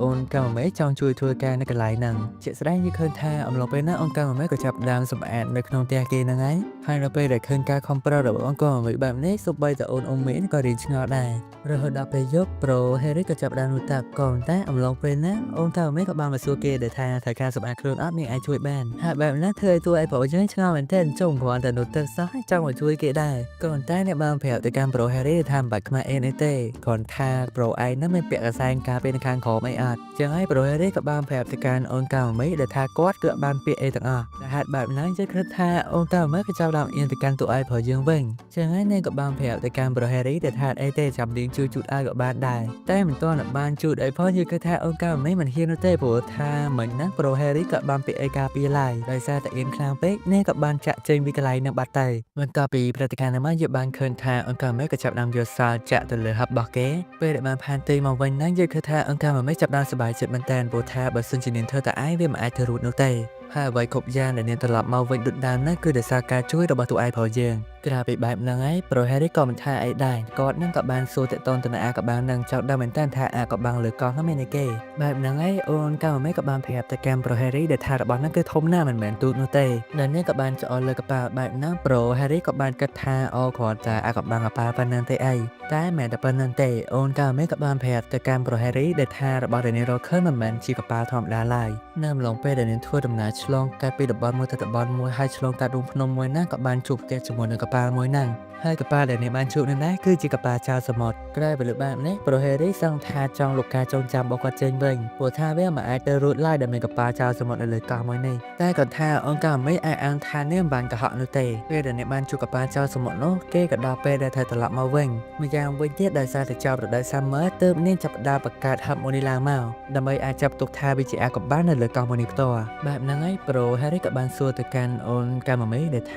វាអាចទៅរួចអត់ដោយសារកប៉ាល់នោះវាអាចនៅកន្លែងដែរចឹងនាងក៏បានប្រាប់ទៅកាន់គេដែលថាវាអាចទៅរួចដែរកប៉ាល់មួយនោះនៅកន្លែងដែរព្រោះថាពួកគេទាំងអស់គ្នាបានសន្យាជាមួយគ្នាដែលថាអំឡុងពេល10ឆ្នាំក្រោយមកពួកគេនឹងមករកកប៉ាល់នោះម្ដងទៀតហើយនោះគឺជាមូលហេតុដែលអូនកាមេមកដល់កោះមួយហ្នឹងចឹងហើយអូនកាមេក៏បានប្រាប់ទៅកាន់ប្រូ Harry ដែលថានាងនឹងមានកម្រងទៅកន្លែងនោះម្ដងទៀ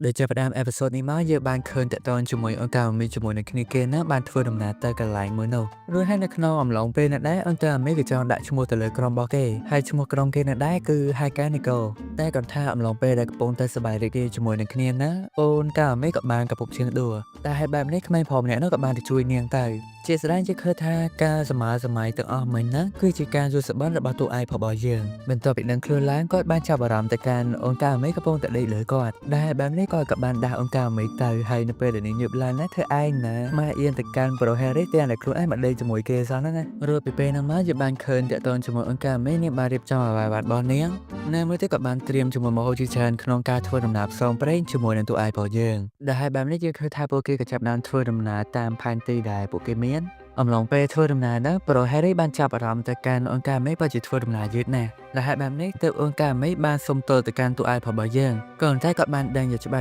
ថាការធ្វើដំណើរយឺតរបស់អូនកាមេនោះគឺដោយសារតែវ៉ាលីរបស់នាងនឹងឯងចឹងហើយទើបប្រូ Harry ចង់ជួយកាន់វ៉ាលីមួយហ្នឹងក៏ប៉ុន្តែអូនកាមេមិនព្រមនោះទេដែលហេតុបែបនេះទើបពួកគេចាប់ផ្ដើមធ្វើដំណើរទៅមុខបន្តទៀតអំឡុងពេលធ្វើដំណើរនោះអូនកាមេក៏បានប្រាប់ទៅកាន់ប្រូ Harry ដែលថាកាប់ទៅអំឡុងពេលដែលនាងធ្វើដំណើរមកដំបូងហ្នឹងក៏នាងដើរយឺតជាងគេដែរនៅក្នុងចំណោមមិត្តភក្តិទាំងអស់បើទោះបីជាណាប្រូ Harry បានប្រាប់ទៅកាន់អូនកាមេដែលថាកុំឲ្យនាងនោះគឺកាត់ច្រើនពេកឲ្យនាងធ្វើចិត្តឲ្យសប្បាយតែព្រោះថានេះគឺជាដំណើរកំសាន្តរបស់ពួកគេរហូតដល់ផ្លូវបំបីពួកគេក៏ចាប់ដើមធ្វើដំណើរបន្តទៀតដូចដឹងស្រាប់ចឹងថាអូនកាមេធ្លាប់មកនេះម្ដងចាយនាងនៅចាំផ្លូវល្អណាស់ម្យ៉ាងវិញទៀតប្រូ Harry ក៏បានត្រៀមត្រៃវិស័យយកមកមើលផងដែរបន្ទាប់មកទៀតយើងបានឃើញថាពួកគេក៏ចាប់ដើមវេទនាខ្លាំងមែនទែនព្រោះថាអំឡុងពេលនោះពិតជាក្តៅខ្លាំងណាស់ចឹងហើយម្នាក់សឹងថាធ្វើដំណើរទៅមុខលេខបានទៀតបែបហ្នឹងទើបប្រូ Harry បានប្រាប់ទៅកាន់អូនកាមេដែលថាពួកគេគួរតែសម្រាកសិនទៅឯព្រោះថាក្តៅខ្លាំងណាស់តែគាត់ថាភ្លាមហ្នឹងគាត់បានចាប់អារម្មណ៍ឃើញថាអូនកាមេអត់នៅក្បែរគាត់នោះទេអំឡុងពេលកំពុងភ័យខ្លាចហ្នឹងយើងឃើញថាគាត់ក៏បានសម័យទៅដល់ដតិការបស់គាត់ដែលថាអំឡុងពេលដែលមកដំបូងណាពួកគេក៏វេទនាណាស់ដែរហើយជាក់ស្ដែងទៅអូនកាមេពិតជាយឺតជាងគេមែនក្រៅពីឃើញបាននេះមិត្តភក្តិគេម្នាក់ហ្នឹងក៏បាននិយាយប្រាប់ទៅកាន់អង្គការមេដែលថាគេនឹងជួយកាន់វ៉ាលីឲ្យបានអត់ក៏ប៉ុន្តែអង្គការមេគឺនាងមិនព្រមនោះទេទោះបីជាក្មេងប្រុសម្នាក់ហ្នឹងខំប្រឹងយកវ៉ាលីហ្នឹងមកក៏ដោយអំឡុងពេលដែលដឹងខ្លួនឡើងវិញណាអូកាមេឆ្ងល់មែនទែនមិត្តបានជាប្រូ Harry នៅឈរថ្មើរអញ្ចឹងដែលហេតុបែបនេះប្រូ Harry ក៏បានសួរទៅកាន់អូនកាមេមិត្តបានជាបាត់ខ្លួនមិនគាត់មិនឃើញទេក៏ប៉ុន្តែធៀបពិតទៅអូនកាមេនៅក្បែរគាត់រហូតសោះគាត់ថាមិនហ្នឹងគឺជាការសម័យប្លែករបស់គាត់បន្ទាប់ពីបែបហ្នឹងហើយពួកគេក៏ចាប់ដើមធ្វើដំណើរទៅមុខបន្តទៀតយើងឃើញថាទីបំផុតពួកគេក៏បានរកឃើញលអាងភ្នំហ្នឹងហើយក្រៅពីនោះមកសាច់រឿងក៏បានបន្តសម័យតតទៅនឹងក្មេងៗដែលបានមកដល់លអាងភ្នំនឹងបន្តទៀតដោយសារតែពួកគេធ្វើដំណើរមកដល់ទីមុខហ្នឹងគឺវាល្ងាចហើយចឹងបានពួកគេបោះតង់ដេកនៅនឹងសិនទៅហើយត្រង់ចំណុចហ្នឹងអេដមីអត់ចង់បកស្រាយច្រើនទេតែអ្វីដែលអេដមីដឹងគឺក្មេងប្រុសម្នាក់ហ្នឹងគឺជាតួឯករបស់យើងនឹងឯងអំឡុងពេលដែលតួឯករបស់យើងកាលនៅក្មេងដែលគាត់ដេកលក់ណាគាត់ក៏បានចេញមកខាងក្រៅប៉ុន្តែនៅពេលនោះដែរគាត់ក៏បានចាប់អារម្មណ៍ទៅកាន់អូនកាមេបានដេកទៅព្រោះថាជើងរបស់នេះឈឺខ្លាំងពេកចឹងហើយប្រូ Harry យើងណាក៏បាននិយាយជាមួយនឹងអូនកាមេដែលថាគាត់ដើរតាក់ទងទៅនឹងវ៉ាលីហ្នឹងអូនកាមេធ្វើដូចជាឈឺច្រត់មែនព្រោះគាត់ចាប់អារម្មណ៍ថាអូនកាមេហ្នឹងឈឺជើងតាមពេលថ្ងៃមកម្លេះដែលហេតុអញ្ចឹងហើយទើបគាត់ចង់សុំវ៉ាលីយកមកកាន់គាត់ឲ្យកាន់ដែរដោយសារតែនាងយកវ៉ាលីនេះទប់ខ្លួនរបស់នាងកុំឲ្យដួលបែបហ្នឹងអំឡុងពេលដែលកំពុងតែសម័យហ្នឹងទូឯងប្រុសយើងក៏បាននិយាយពីអមាត់ដែលថាមិត្តបានជាអ្នកព្រមប្រាប់គាត់ បើទោះបីជាណាយើងឃើញថាអំឡុងពេលហ្នឹងគឺភ្លឺហើយដែលអូនកាមេបានមកដើរទៅកាន់តួឯករបស់យើងឬហើយអំឡុងពេលដែលឃើញអូនកាមេចូលក្នុងតង់របស់គាត់អញ្ចឹងធ្វើគាត់ភ័យមែនតើតែគាត់ថាអូនកាមេនាងរៀបបែបញើសខ្លាំងអញ្ចឹងហើយទើបនាងគិតថានេះចង់ទៅងូតទឹកនៅក្បែរនឹងបន្តិចអំឡុងពេលដែលតួឯករបស់យើងកំពុងតែចម្អិនលើម្ហូបរបស់គេណាគាត់បានលើសំឡេងការស្រែករបស់អូនកាមេអញ្ចឹងទៅគាត់រត់ទៅមើលទៅអំឡុងពេលដែលឃើញអូនកាមេកំពុងតែងូតទឹកណានាងបានប្រាប់ទៅកាន់តួឯករបស់យើងដែលថានាងបានឃើញសត្វចម្លែកមួយធំមែនតើដល់បែបហ្នឹងហើយប្រូហេរីបានគិតក្នុងចិត្តរបស់គាត់ដែលថាអូនកាមេមិនបានកុហកនោះទេដោយសារតែរបស់នេះពិតជាធំណាស់នៅអំឡុងពេលដែលអូនកាមេមើលមុខគាត់ហ្នឹងគាត់ក៏រៀងភ័យដែរដែលគាត់បានប្រាប់ទៅកាន់អូនកាមេដែលថាគាត់មិនបានឃើញអីនោះទេជាក់ស្ដែងតែសត្វដែលអូនកាមេថាធំហ្នឹងគ្រាន់តែជាជ្រូកព្រៃតែប៉ុណ្ណោះបែបហ្នឹងហើយទើបប្រូហេរីបានប្រាប់ទៅកាន់អូនកាមេដែលថាមិនបាច់ភ័យទេគេគ្រាន់តែបផឹកទឹកហ្នឹងណាមួយទៀតសូម្បីតែជ្រូកព្រៃក៏វាសប្បាយចិត្តដែរពេលដែលឃើញរូបសម្រស់របស់អូនកាមេបែបនេះចឹងហើយទើបអូនកាមេតបវិញថាពិតមែនហើយគាត់ប្រហែលជាសប្បាយចិត្តណាស់តែគាត់ថាអំឡុងពេលហ្នឹងពួកគេក៏ចាប់ដើមគាំងទៅវិញទៅមកមិនដឹងថាជ្រូកព្រៃសប្បាយចិត្តឬក៏ទូឯករបស់យើងក្រៅពីរឿងនោះមកយើងបានឃើញថាពួកគេក៏ចាប់ដើមមិននិយាយគ្នាដែលអូនកាមេក៏បានសួរទៅកាន់ទូឯករបស់យើងថាមានឃើញអីអត់មិនហ្នឹងចឹងហើយទើបប្រូហេរីបានតបថាគាត់មិនបានឃើញអីទេបើទោះបីជាណាអូនកាមេមិនជឿឡើយគិតថាប្រូហេរីកុហកនាងហើយដល់ពេលអញ្ចឹងទើបយើងនៅទៅកាន់ទូឯករបស់យើងមែនតើព្រោះថាគាត់មានគោលបំណងទៅមើលទេតែគាត់ថាទៅដល់ឃើញហើយឲ្យគាត់ងាកមុខចេញមិនបែបហ្នឹងទើបអូនកាមេបានសួរទៅកាន់គេដែលថាឃើញអីគេដែរមិញឬហើយយើងឃើញថាប្រូហេរីក៏ចង់និយាយតាក់ទងទៅនឹងកន្លែងរបស់គេនឹងកូនតែគាត់មិនហ៊ាននិយាយនោះទេបន្ទាប់ពីព្រឹត្តិការណ៍ទាំងអស់ហ្នឹងយើងគិតថាដល់ពេលដែលពួកគេត្រូវចូលទៅខាងក្នុងហើយពេលដែលអូនកាមេដើរចូលនោះគាត់បានសម័យតាក់ទងទៅនឹងរឿងពីមុនផងដែរក៏តែបន្ទាប់ពីការសម័យហ្នឹងហើយគាត់ក៏បានធ្វើដំណើរចូលទៅខាងក្នុងជាមួយអូនកាមេទៅត្រង់ចំណុចហ្នឹងអាចនិយាយបានថាទូឯករបស់យើងចាប់ដើមនឹកឃើញអតីតកាលរបស់គាត់ខ្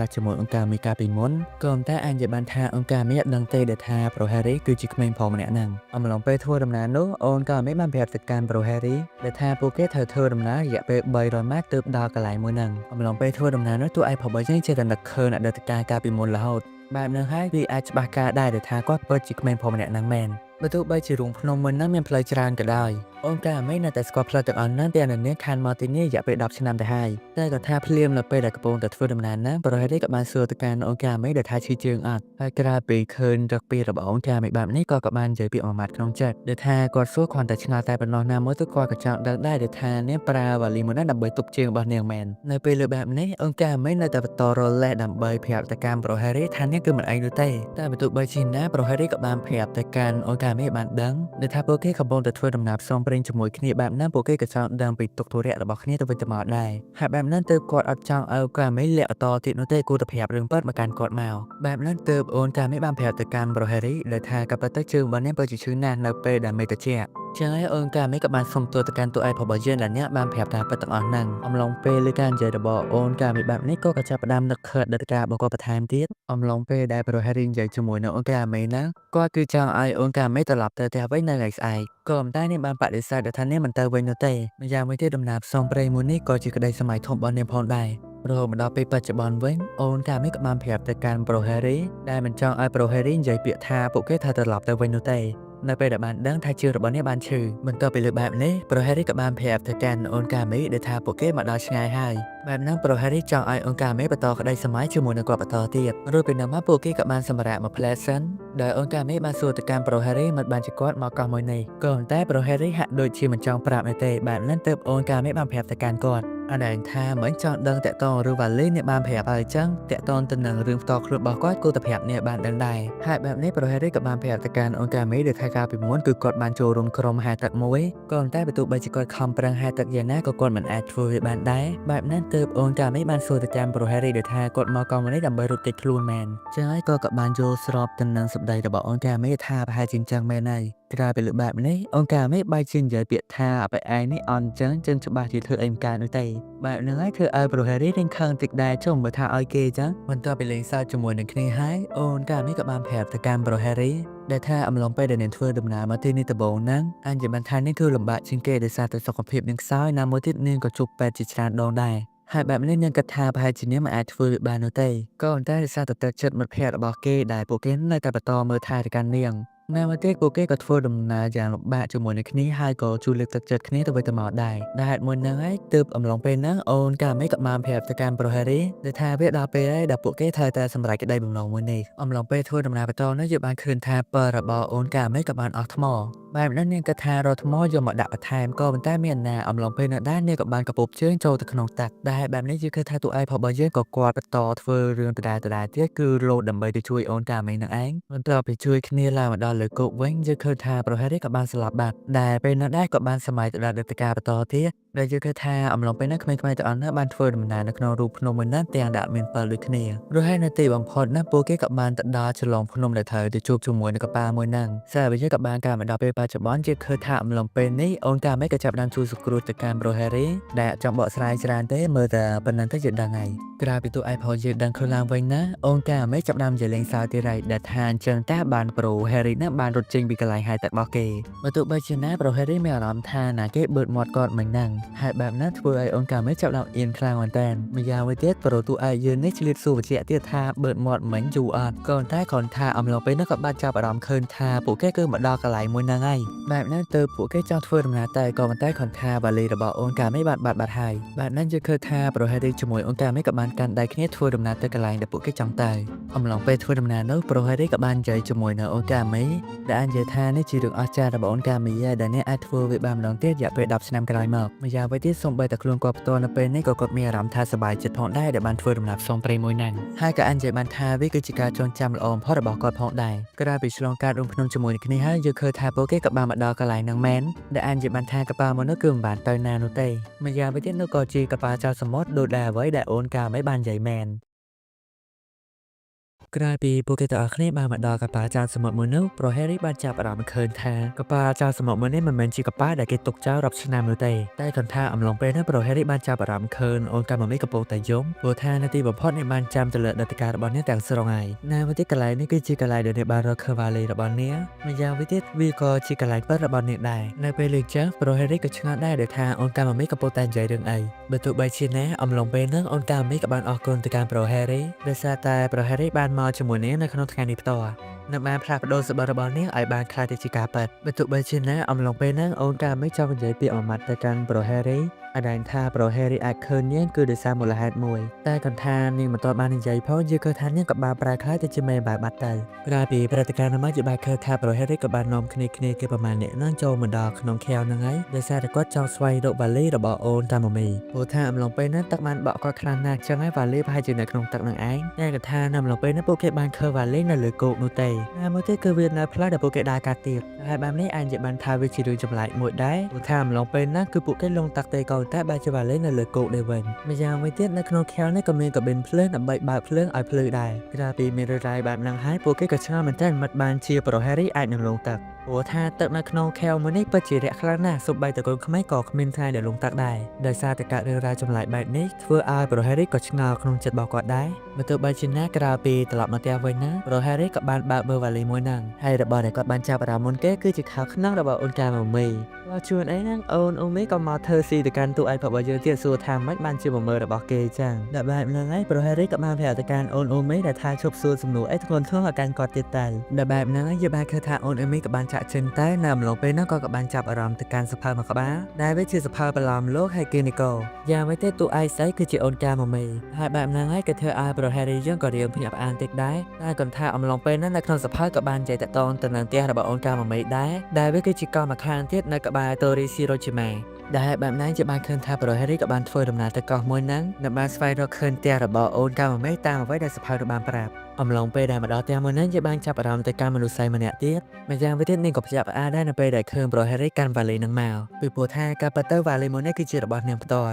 ក្រៅពីលើបែបនេះប្រូហេរីគិតថាអូនម្នាក់ហ្នឹងគឺជាអូនកាម៉ូមីនឹងឯងក្រៅពីដឹងថាប្រូហេរីស្គាល់ទៅកាន់អូនកាម៉ូមីបែបនេះគាត់ក៏បានណែនាំឈ្មោះរបស់គាត់ដែលគាត់មានឈ្មោះថាគូស៊ីម៉ាសាគីនៅបានប្រាប់ទៅកាន់ប្រូហេរីដែលថាអូនកាម៉ូមីគឺជាកូនស្រីរបស់គាត់ម្យ៉ាងវិញទៀតនៅពេលបច្ចុប្បន្ននេះអូនកាម៉ូមីគឺមិនបាននៅផ្ទះនោះទេព្រោះថាអូនកាម៉ូមីបានធ្វើដំណើរទៅប្រទេសហ្វាំងឡង់កាលពី2ឆ្នាំមកម្ល៉េះម្យ៉ាងវិញទៀតអ្នកស្រីសាគីមិនដឹងថាប្រូហេរីស្គាល់ទៅកាន់កូនស្រីរបស់គាត់តាំងពីពេលណាមកម្ល៉េះនោះទេ តែដោយសារតែគាត់បានយកវ៉ាលីនឹងបានមកដល់ផ្ទះរបស់គាត់ផ្ទាល់បែបនេះគឺគាត់ក៏មានរឿងមួយចង់ចែករំលែកទៅកាន់ប្រូហេរីដូចគ្នាដែលអំឡុងកាលពីពេល10ឆ្នាំមុនឪពុករបស់អូនកាម៉ាមេគឺជាតារាវិទូមួយរូបហើយដោយសារមានភារកិច្ចបែបហ្នឹងទើបពួកគេបានស្នាក់នៅលើកង់នេះមួយរយៈជាក់ស្ដែងកូនសិស្សរបស់គាត់អូនកាម៉ាមេចាប់ផ្ដើមធ្លាក់ខ្លួនឈឺតាមពីក្មេងមកម្ល៉េះដែលបែបហ្នឹងទើបនេះមិនមានមិត្តភក្តិនោះទេម្យ៉ាងវិញទៅគាត់ក៏បានដឹងតាក់ទងទៅនឹងកូនរបស់គាត់ដែលនេះគឺជាមនុស្សម្នាក់ដែលជួយចិត្តស្វែងរកអ្វីដែលថ្មីហើយក៏ចង់ធ្វើដំណើរសងព្រេងផងដែរតែបើទោះបីជាណានេះមិនអាចធ្វើឲ្យបានទេព្រោះថានេះមានជំងឺជាប់ខ្លួនបែបនេះបើទោះបីជាណាក៏ដោយអូនកាម៉ាមេតែងតែមើលសភៅហើយអង្គុយនៅលើវ៉ាលីមួយហ្នឹងដែលវ៉ាលីមួយនេះពេលដំបូងគឺជារបស់ឪពុករបស់គេដែលគាត់បានធ្វើដំណើរច្រើនមែនទែនតាមប្រទេសមួយហើយនឹងក៏អាចជាបានថាគឺជាមូលហេតុដែលអូនកាម៉ាមេចូលចិត្តទៅលើវ៉ាលីមួយនេះម្យ៉ាងវិញទៀតអ្នកស្រីសាគីក៏ជាអ្នកតែងប្រឡំលោកមួយរូបហើយបែបហ្នឹងទើបគាត់បានតែងប្រឡំលោកដែលដាក់កូនរបស់គាត់ធ្វើជាតួឯកនៅក្នុងសាច់រឿងមួយហ្នឹងហើយនឹងឯងគឺជាប្រឡំលោកដែលតួឯករបស់យើងបានអានមិញហ្នឹងបើទោះបីជាណាគាត់បានដឹងថានោះគ្រាន់តែជាគំនិតក្មេងនោះទេហើយទើបគាត់ចាប់ផ្ដើមទៅសេសាច់រឿងមួយហ្នឹងចេញមកនឹងបានបោះពុម្ពចេញផ្សាយនៅរដូវសាមឺផ្ទាល់ម្យ៉ាងវិញទៅក្រោយពីបោះផ្សាយចេញទៅលើសភៅមួយហ្នឹងអូនកាមេក៏បានសុំម្ដាយរបស់គេដែលនេះចប់បានកប៉ាល់ដ៏ធំមួយចឹងអាចជាបានថាកប៉ាល់ចោលសមុទ្រដ៏ធំមួយនោះគឺជាអ្វីដែលម្ដាយរបស់គេបានជួយទៅកាន់កូនក្រោយពីបានបោះពុម្ពផ្សាយទៅលើសភៅមួយហ្នឹងអូនកាមេក៏បានប្រាប់ទៅកាន់ម្ដាយរបស់គេដែលថានេះនឹងចង់ឲ្យរឿងរ៉ាវដែលបានកើតឡើងនៅក្នុងសភៅមួយនេះនឹងក្លាយទៅជាការពិតព្រោះថាមនុស្សគ្រប់គ្នាគិតថានោះគ្រាន់តែជារឿងដែលគេនិពន្ធឡើងតែប៉ុណ្ណោះប៉ុន្តែអ្វីដែលអូនកាមេចង់បានគឺចង់ឲ្យកប៉ាល់មួយនេះនឹងក្លាយទៅជាកប៉ាល់ចោលសមុទ្រដែលគេចាប់អារម្មណ៍ម្យ៉ាងវិញទៀតអ្នកស្រីសាគេក៏បានប្រាប់ទៅកាន់ប្រូហេរីដែលថាការពិតទៅកោះតូរីស៊ីរ៉ូជីម៉ានេះគឺជាកោះដែលគាត់បានទិញដោយផ្ទាល់ដោយក្រៅពីដឹងរឿងរ៉ាវទាំងអស់នោះហើយប្រូហេរីក៏បានចូលទៅក្នុងបន្ទប់មួយដែលនៅក្នុងបន្ទប់នោះដែរគឺជាការថ្លែងសរកថារបស់ពួកគេកាលពីនៅក្មេងប៉ុន្តែអេដមីនអាចលើកវាយកមកនិយាយបានទាំងអស់នោះទេដោយសារវាច្រើនពេកបន្ទាប់ពីព្រឹត្តិការណ៍នោះមកយើងបានឃើញថាប្រូហេរីក៏បានតាក់ទងទៅនឹងម្ដាយរបស់គេដើម្បីពឹងគាត់ផ្ញើរបស់មួយមកឲ្យគាត់ដែលគាត់ជួនឯនោះអូនអូមីក៏បានមកទៀតហើយព្រោះឃើញតាក់ទងទៅនឹងម្ដាយគេចឹងប្រហែលជាគេនឹងត្រឡប់ទៅវិញមែនបែបហ្នឹងប្រូហេរីក៏បានប្រាប់ទៅកាន់អូនអូមីដែលថាមិនចឹងនោះទេតែប៉ុន្តែគាត់គ្រាន់តែតាក់ទងដើម្បីឲ្យម្ដាយរបស់គាត់ផ្ញើរបស់មួយមកឲ្យគាត់តែប៉ុណ្ណោះតែប៉ុន្តែរបស់ដែលគាត់បានពឹងឲ្យម្ដាយគាត់ផ្ញើមកហ្នឹងគឺជាសភៅប្រឡំលោកហើយគេនីកូនឹងឯងណាមួយទៀតក៏មានសារផ្ញើសម្រាប់ប្រូហេរីដែរដោយសារនោះអូនកាមេបានប្រាប់ទៅកាន់ប្រូហេរីដែលចង់ឲ្យប្រូហេរីត្រឡប់មកកប៉ាមួយនេះរយៈពេល10ឆ្នាំក្រោយមកបើទោះបីជាណាក៏ដោយអំឡុងពេលនោះក៏បានសម័យទៅដល់អ្នកស្រីសាគីដែលបានប្រាប់គាត់ដែលថាអូនកាមេបានបាត់បង់ដោយសារតែសុខភាពរបស់នេះខ្សោយខ្លាំងពេកម្យ៉ាងវិញទៀតឪពុករបស់គេក៏បានស្លាប់ដែរដោយការជំងឺដូចជាអូនកាមេចឹងម្យ៉ាងវិញទៀតអ្នកស្រីសាគីបានដឹងថាប្រូហេរីបានរកឃើញវ៉ាលីមួយនេះនៅក្នុងរូបភ្នំបែបនេះគាត់ក៏បានប្រាប់ទៅកាន់ប្រូហេរីដែលថាការពិតទៅគឺគាត់បានយកវ៉ាលីនេះមកតាមខ្លួនដែរអំឡុងពេលដែលមកដល់កាលនេះដំបូងតែវាពិតជាមានអារម្មណ៍ថាចម្លែកខ្លាំងមែនទែនពីព្រោះថាមានមេបាវមួយក្រុមណាបាននាំយកវ៉ាលីមួយនេះទៅដាក់បាត់តែចឹងទៅគាត់គិតថាប្រហែលជាមេបាវមួយនេះមានទំនាក់ទំនងអីជាមួយអូនកាម៉ាមេតែពីបែបនេះប្រូហេរីក៏បានកាត់ខ្លួនចិត្តរបស់គាត់បើសិនជានេះគឺជាគោលបំណងធំរបស់អូនកាម៉ាមេដូចជាដំណើរផ្សងព្រេងដែលគាត់ធ្លាប់បានជួបគឺដើរតាមរូបភ្នំនិងស្វែងរកទៅលើកប៉ាល់ចោលសមុទ្រមួយហ្នឹងគាត់ក៏មានអារម្មណ៍ថារៀនសប្បាយចិត្តក្រោយពីកំណត់មួយនេះពិតជាច្នៃប្រឌិតខ្លាំងតែគាត់ថាអូនកាម៉ាមេក៏បានអស់ពេលជាមួយនឹងកំណត់មួយហ្នឹងហើយតែបើទោះបីជាណាប្រូហេរីក៏ចង់ឲ្យអូនកាម៉ាមេនេះត្រឡប់មកវិញដែរនៅក្នុងរដូវសាមឺខាងមុខនេះដើម្បីឲ្យក្តីសម្រេចរបស់នេះក្លាយជាការពិតជាក់ស្ដែងទៅប្រូហេរីក៏បាននាំគ្នាមកក្រុមដែលជាមិត្តភក្តិរបស់គេណាដើម្បីមកជួសជុលទៅលើកប៉ាល់មួយនេះនៅជាក់ស្ដែងទៅអំឡុងពេលយប់កំពុងតែដេកណាគឺគាត់បានឃើញថាអូនកាមេក៏បានមករកគាត់ដែលបែបហ្នឹងហើយទើបប្រូហេរីបានសួរទៅកាន់អូនកាមេដែលថាបាត់ទៅណាមួយរយៈហ្នឹងចឹងហើយទើបនាងបានប្រាប់ទៅកាន់ប្រូហេរីដែលថាការពិតទៅគឺនាងមិនបានទៅណានោះទេដែលនាងកំពុងតែយាមទៅលើកប៉ាល់មួយនេះចឹងហើយទើបប្រូហេរីបានសួរទៅកាន់អូនកាមេដែលថានេះគឺជាគំនិតរបស់អូនកាមេទាំងអស់មែនដែលបានបង្កើតរឿងច្នៃប្រឌិតទាំងអស់នៅឡានមកដើម្បីឲ្យវាដូចទៅនឹងក្នុងសភៅដែលម្ដាយរបស់គេបានតែងចឹងហើយទើបអូនកាមេបានសុំទោសដែលថានេះគឺមិនចង់ធ្វើបែបហ្នឹងទាំងអស់នោះទេតែគាត់ថាអំឡុងពេលខ្លះនាងក៏បានបាត់បង់ការចងចាំរបស់នាងខ្លះដោយសារតែបញ្ហាជំងឺជាប់ខ្លួនស្ទើរតែធ្វើឲ្យនាងនឹងដេកនៅលើគ្រែជារៀងរាល់ថ្ងៃស្ដាប់មកទៅហាក់ដូចជាចម្លែកណាស់ក៏ប៉ុន្តែវាគឺជាក្តីសម័យធំបំផុតរបស់នាង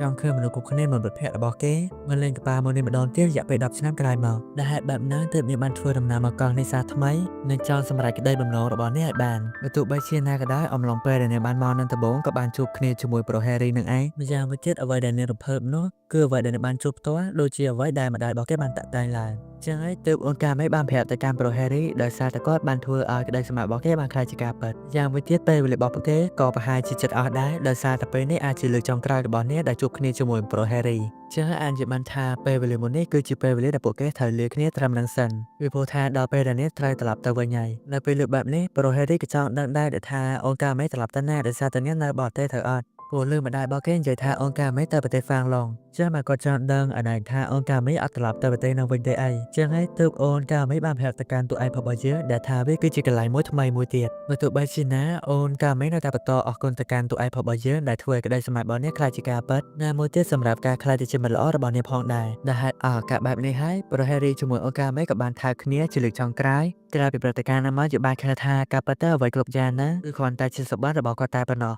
បែបណាទើបគាត់បានឡើងមកលើកប៉ាល់មួយហ្នឹងហើយក៏បានគិតក្នុងចិត្តរបស់គាត់ថាគាត់នឹងចំណាយពេលវេលាដែលគាត់នៅសល់នៅក្នុងរដូវ Summer មួយនេះដើម្បីសម្រេចក្តីសម័យរបស់អូនកាមេឲ្យបានរហូតដល់ថ្ងៃស្អែកយើងបានឃើញថាប្រូហេរីក៏បានរៀបចំសបត់ច្រើនមែនទែនដើម្បីអញ្ជើញអ្នកគ្រប់គ្រងសភៅបន្លំលោកហេគីនីកូឲ្យមកចូលរួមទស្សនាទៅលើកប៉ាល់មួយនេះព្រោះថានេះក៏អាចជាលើកចុងក្រោយរបស់គាត់ដើម្បីជួយទៅលើអូនកាមេឲ្យក្តីសម័យរបស់នេះខ្លាចជាការពិតបើទោះបីជាណាក៏ដោយអំឡុងពេលនោះដែរគាត់ក៏បានទៅនិយាយគ្នាជាមួយម្ដាយរបស់អូនកាមេដែលថាហេតុអីបានជាមិនឲ្យគេមកទស្សនាកប៉ាល់មួយនេះតាំងពីដំបូងមកម្លេះមិត្តបានជាមានរបៀបថា10ឆ្នាំក្រោយមកចាំមកមើលកប៉ាល់មួយហ្នឹងចឹងហើយទើបម្ដាយរបស់អូនកាមេបានប្រាប់ទៅកាន់ប្រូហេរីដែលតាមការពិតទៅក៏ចង់ឲ្យគេគ្រប់គ្នាមកមើលកប៉ាល់មួយនេះផ្ទាល់ដែរក៏តែអង្គការមេបានបដិសេធដោយសារតែនាងនៅក្មេងណាមួយទៀតនាងក៏មានជំងឺជាប់ខ្លួនបែបហ្នឹងអាចជាបានថា10ឆ្នាំក្រោយមកនាងអាចនឹងជាសះស្បើយឡើងវិញតែបើទោះបីជាណានាងមិនអាចធ្វើវាបានឡើយចឹងហើយទៅក្តីសម័យរបស់នាងចុងក្រោយបំផុតនាងគ្រាន់តែចង់ធ្វើជាមនុស្សម្នាក់ដែលអាចដើរបានធម្មតាដែលមិនមានជំងឺស្កាត់អីដូចជាក្មេងស្រីដទៃទៀ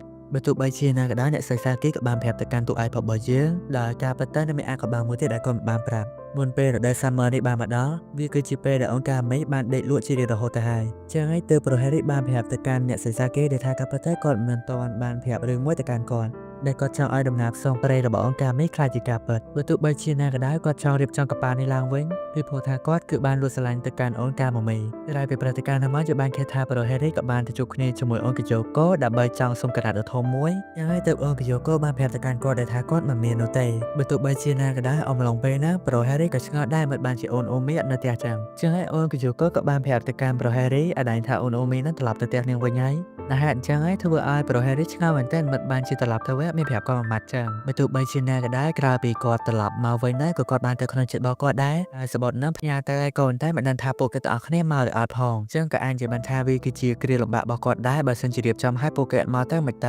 តែបើទោះបីជាណាគាត់ត្រូវតែជឿជាក់លើគំនិតរបស់គាត់ដើម្បីឲ្យក្តីសម័យរបស់អង្គការមេខ្លាចជាការពិតគាត់ជួនអីហ្នឹងគាត់ក៏បានជួបគ្នាជាមួយអូស៊ីរ៉ូហាដែលបានពឹងឲ្យអូស៊ីរ៉ូហាជួយដើររត់ទុំឲ្យគាត់មួយមកម្យ៉ាងវិញទៀតប្រូហេរីក៏បានសួរទៅកាន់អូស៊ីរ៉ូហាដែលថានេះអាចគូររូបបានអត់ក្រៅពីព្រឹត្តិការណ៍មួយហ្នឹងយើងបានឃើញថាមានមនុស្សអ៊ូអរខ្លាំងមែនទែននៅកន្លែងកប៉ាល់ចោលសមុទ្រមួយហ្នឹងចឹងបានមិត្តភ័ក្តិរបស់គេហ្នឹងសួរទៅកាន់ប្រូហេរីដែលថាគាត់បានហៅពួកគេមិនមែនបានមនុស្សមកច្រើនចឹងបែបហ្នឹងប្រូហេរីក៏បានប្រាប់ដែរថាមែនគាត់ជាអ្នកអញ្ជើញនោះទេអ្នកដែលអាចធ្វើឲ្យបានគឺដោយសារតែអង្គការមេជាស្ដេចអូស៊ីរ៉ូហាក៏បានយកកណាត់មួយដើម្បីឲ្យទៅកាន់ប្រូហេរីដែលនេះក៏បានប្រាប់ទៅកាន់ប្រូហេរីដែរថាអ្នកបានគូររូបនឹងចេញមកក៏ប៉ុន្តែមិនដឹងថាស្អាតអត់ក្រៅពីបានឃើញរូបនឹងហើយប្រូហេរីពិតជាសរសើរទៅលើថ្វីដៃរបស់អូស៊ីរ៉ូហាខ្លាំងមែនទែនទោះបីជាណានាងគិតថាប្រហែលជាប្រូហេរីមិនចូលចិត្តទេក៏ប៉ុន្តែគាត់ពិតជាចូលចិត្តទៅលើរូបនឹងណាក្រៅពីតាំង logo ហេគីនីកូហើយគាត់ក៏បានគិតក្នុងចិត្តរបស់គាត់បើសិនជាអង្គការមេអាចឃើញរឿងរ៉ាវទាំងអស់នេះគាត់ក៏ចង់ប្រាប់ទៅកាន់អង្គការមេដែរដែលថានេះមិនមែនជាក្តីសម័យដូចកាលមុននោះទេដែលវាប្រែទៅជាការពិតតាមអ្វីដែលអង្គការមេចង់បានចឹងហើយទើបអង្គការមេបានប្រាប់ទៅកាន់ទូឯករបស់យើងដែលថានេះបានឃើញរឿងរ៉ាវហ្នឹងហើយតែធ្វើទូឯករបស់យើងចាប់បានសប្បាយចិត្តវិញបន្ទាប់ពីឃើញអង្គការមេបែបនេះចឹងហើយអង្គការមេក៏បានប្រាប់ទៅកាន់ប្រូហេរីដែលថានេះមិនទាន់អាចទៅណាឆ្ងាយនោះទេពីព្រោះថានេះចង់ឃើញកប៉ាល់របស់នេះរៀបចំឲ្យហើយពីព្រោះថានៅថ្ងៃខាងមុខគឺនាងនៅតែបន្តចង់ផ្សងព្រៃបន្តទៀតដែលវាអាចជាបានថានៅរដូវក្តៅខាងមុខនេះដែលក្រៅពីឃើញការចង់ធ្វើរបស់អង្គការមួយបែបនេះប្រូហេរីក៏បានប្រាប់ទៅកាន់នាងបើសិនជានាងចង់បានអ្វីដែលនាងចង់បានពិតមែនចឹងហើយវាគួរទៅដល់ពេលដែលពួកគេត្រូវធ្វើដំណើរទៅព្រោះថាពួកគេទាំងពីរបានចំណាយពេលរយៈពេល10ឆ្នាំមកហើយចឹងហើយគួរទៅដល់ពេលដែលពួកគេត្រូវធ្វើដំណើរតាមអ្វីដែលពួកគេចង់ចឹងហើយទើបអូនកាមេបានយល់ព្រមអានថានេះនឹងយកកប៉ាល់មួយនេះឆ្លងកាត់សមុទ្រមួយហ្នឹងម្យ៉ាងវិញទៀតប្រូហេរីក៏បានឲ្យអូនកាមេធ្វើជាមេវិជាការនៅលើទូកមួយនេះចឹងហើយទើបអូនកាមេបានបញ្ជាឲ្យកប៉ាល់មួយនេះចាក់ចេញពីកន្លែងហ្នឹងក្រៅពីព្រឹត្តិការណ៍នេះមកយើងបានចាប់អារម្មណ៍ទៅកាន់អូនអូមីវិញម្ដងដែលនាងក៏បានគិតក្នុងចិត្តរបស់នាងដែលថាការប្រកួតរបស់នាងត្រូវបានបញ្ចប់ហើយហើយបែបហ្នឹងយើងបានឃើញថាអូនអូមីក៏បានរសាត់បាត់ទៅណាក៏យើងអត់ដឹងដែរដែលចាប់ផ្ដើមអេពីសូតមួយនេះមកយើងបានឃើញតកតងជាមួយនឹងអូនអូមីដោយសារតែវាជិតដល់រដូវ Summer ទើបនាងបានធ្វើការត្រឡប់ទៅផ្ទះរបស់អង្គកយូកូ ម្យ៉ាងវិញទៀតអំឡុងពេលនោះដែរគឺជាពេលវេលាដែលប្រូ Harry ត្រឡប់មកកោះនេះដំបូងដូចគ្នាបន្ទាប់ពីម្ដោះកោះនឹងដំបូងនៅផ្ទះរបស់អង្គយូកូគឺគាត់តែងសម័យឃើញខ្លួនឯងលងទឹកនៅមួយទៀតក៏ជាលើកដំបូងរបស់គាត់ដែលបានជួបអូនអូមីដូចគ្នានៅបានញ៉ាំអាហារជាមួយនាងជារៀងរាល់ថ្ងៃបើទោះបីជាគាត់ពេលខ្លះចង់មកជួយការងាររបស់អង្គយូកូក៏នាងមិនចង់ឲ្យជួយដែរម្យ៉ាងវិញទៀតក៏អំណររបស់គាត់មកកម្មនេះគឺចង់ជួយរៀបចំអ្វីៗទាំងអស់នោះក៏ប៉ុន្តែក៏មិនបានធ្វើអីនោះទេបើទោះបីជាណាក៏ដោយរយៈពេលប្រហែលថ្ងៃចុងក្រោយនេះគឺគាត់បានស្គាល់មនុស្សជាច្រើនហើយពួកគេក៏គួរឲ្យស្រឡាញ់មួយយ៉ាងដែរនិងជាពិសេសនេះគឺអូនស៊ីរ៉ាហានៅតែម្ដងចឹងអំឡុងពេលដែលអុកសពអត់ដឹងទៅធ្វើអីនោះក៏បានចាប់អារម្មណ៍មកកាន់ពរមួយដែលត្រង់កន្លែងហ្នឹងគឺជាអេពីសូតទី2របស់យើងដែលគាត់បានស្គាល់ទៅកាន់អូនស៊ូម៉ាគីនឹងឯងជាស្ដែងនៅពេលនេះក៏បានដឹងដែរថាអូនស៊ូម៉ាគីកំពុងតែច្រៀងលេងដើម្បីស្វែងរកខ្លួនឯងនិងគោលបំណងរបស់នាងក្រោយពីយប់ឡើងក៏ត្រឡប់មកផ្ទះវិញនឹងអូនគីយ៉ូក៏បានប្រាប់ទៅកាន់ប្រូ Harry ដែលថានៅថ្ងៃនេះគាត់មិនទឹកនោះទេចឹងហើយប្រូ Harry មិនអាចងូតទឹកបានឡើយបែបហ្នឹងទើបប្រូ Harry បានប្រាប់ទៅកាន់បងស្រីរបស់គេថាការពិតទៅគាត់មិនបាច់ងូតទឹកក៏បានដូចគ្នាហ្នឹងតែអូនអូមីក៏បានប្រាប់ទៅកាន់ប្រូ Harry ដែលមិនចង់ឲ្យគាត់ធ្វើបែបហ្នឹងទេព្រោះថានៅកន្លែងរបស់គេមានកន្លែងមួយសម្រាប់ងូតទឹកជុំគ្នាដែលហេតុបែបហ្នឹងហើយយើងឃើញថាប្រូ Harry ក៏បានទៅងូតទឹកនៅកន្លែងនោះធ្វើឲ្យគាត់ភ័យមែនតើព្រោះថានៅនោះមនុស្សច្រើនពេកក្រៅពីងូតទឹកហើយក៏បានចាប់អារម្មណ៍ឃើញថាអូនស៊ីរ៉ាហាក៏បានមកងូតទឹកនៅហ្នឹងដែរតែក៏ជួនឯនោះអូនអូមីក៏បានចេញមកចឹងហើយអូនស៊ីរ៉ាហាក៏បានដើរចេញទៅបាត់ទៅជាស្ដែងយើងបានឃើញថាប្រូ Harry ក៏បានដឹកអូនអូមីត្រឡប់ទៅផ្ទះវិញនៅថ្ងៃបន្ទាប់ក៏បានមកដល់ប៉មម្ដងទៀតដោយសារតែនឹកឃើញការនិយាយរបស់អូនស៊ូម៉ាគីដែលថានេះកំពុងតែស្វែងរកអីមួយដែលក៏ជួនឯងអំឡុងពេលនោះដែរគាត់បានចាប់អារម្មណ៍ទៅកាន់តួថ្មីម្នាក់ទៀតដែលនេះមានឈ្មោះថាមីសូរីស៊ីស៊ូគូត្រង់កន្លែងនោះអត់មានចង់បញ្ជាក់ទេខ្លាចថាគ្នាយកយល់ដែលនៅអេពីសូតទី7នេះគឺនិយាយតាក់ទងជាមួយនៅអេពីសូតទី1ទី2ដែលប្រូ Harry បានមកដល់កាលនេះដំបូងដែលរឿងរ៉ាវទាំងអស់កើតឡើងនៅក្នុងអេពីសូតទី7ឬក៏អេពីសូតក្រោយៗទៀតគឺជាពេលវេលាដែលលាក់បាំងនៅក្នុងអេពីសូតទី1ទី2នឹងឯងព្រោះថាអេពីសូតទី3របស់យើងគឺជាពេលវេលាដែលគាត់បានជួបអូនតាម៉ាមីនៅអំឡុងពេលដែលប្រូ Harry បានឃើញអូនស៊ីស៊ូគូដំបូងណាគាត់បានចាប់អារម្មណ៍ជាងគេនោះគឺកន្លែងរបស់នាង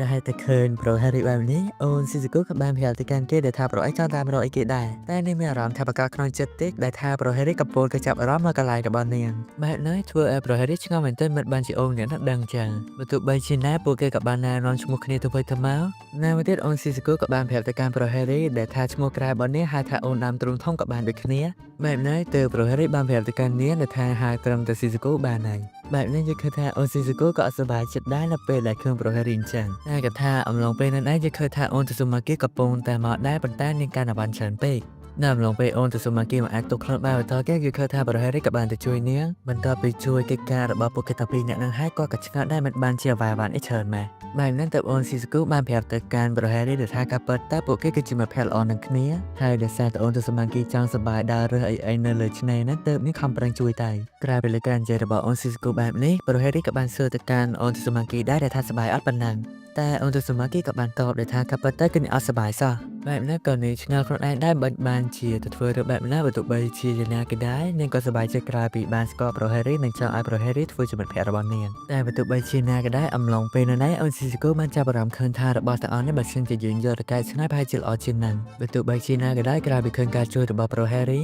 អូនស៊ីស៊ូគូនិងអូនទៅស៊ូម៉ាគីក៏បាននាំប្រូ Harry ដើរលេងជុំវិញតោះមួយណានតែក្រៅពីឃើញថាមានថ្មមាន3អីចឹងតែទើបអូនទៅស៊ូម៉ាគីបានសួរទៅកាន់អូនស៊ីស៊ូគូដែលថាមិនបានជាមនុស្សយក្សមានដើមទ្រូង3ដូចថ្មនឹងចឹងបើសិនជាមាន3មិនបានជាល្អយ៉ាងណានោះទេបន្ទាប់ពីអ្វីនៃការនិយាយរបស់អូនទៅស៊ូម៉ាគីមកជាបានឃើញថាពួកគេក៏បានមកដល់កន្លែងមួយទៀតដែលវាគឺជាផ្ទះដ៏ធំមួយនៅលើកាមួយនេះក៏ប៉ុន្តែអ្នករស់នៅនឹងបានស្លាប់អស់ហើយនៅពេលក៏គ្មានអ្នកគេហ៊ានមករស់នៅក្នុងផ្ទះមួយនឹងដែរបន្ទាប់ពីនោះមកជាបានឃើញថាប្រូ Harry ជាមួយនឹងអូនទៅស៊ូម៉ាគីបានចាប់អារម្មណ៍ទៅកាន់ឈុតសម្លៀកបំពាក់របស់អូនស៊ីស៊ូគូខ្លាំងមែនទែនពីព្រោះថាអំឡុងពេលនេះពួកគេអាចនឹងទៅលេងទឹកបែបហ្នឹងហើយទើបអូនទៅស៊ូម៉ាគីចាំពពោះប្រូ Harry ទៅលេងទឹកដែរដូចជាដឹងស្រាប់ចឹងថាប្រូ Harry នេះមិនចូលចិត្តទឹកនោះទេបាទណាក៏បានបដិសេធទាំងស្រុងនឹងទៅលេងឡើយដែលហេតុបែបហ្នឹងហើយទើបអូនទៅស៊ូម៉ាគីខំប្រឹងទាញជើងប្រូ Harry ដើម្បីចូលទៅលេងទឹកណាធ្វើឲ្យនាងក៏បានចពប់ជើងចូលទៅក្នុងទឹកបាត់ដែរជាក់ស្ដែងអាចនិយាយបានថាអំឡុងពេលនោះដែរអូនទៅស៊ូម៉ាគីមិនចង់ឲ្យសាមកៅអៅរបស់នាងទេគ្រាន់តែចូលទៅលេងដើម្បីសាមជើងតិចតួចតែប៉ុណ្ណោះម្យ៉ាងវិញទៀតនៅពេលដែលអូនទៅស៊ូម៉ាគីបានចពប់ជើងចូលទឹកហ្នឹងទឹកក៏បានសាច់ថើប្រូ Harry ខ្លាំងណាស់ដែរម្យ៉ាងវិញទៀតនៅពេលដែលឃើញអូនទៅស៊ូម៉ាគីកំពុងតែធ្លាក់ចូលទឹកហ្នឹ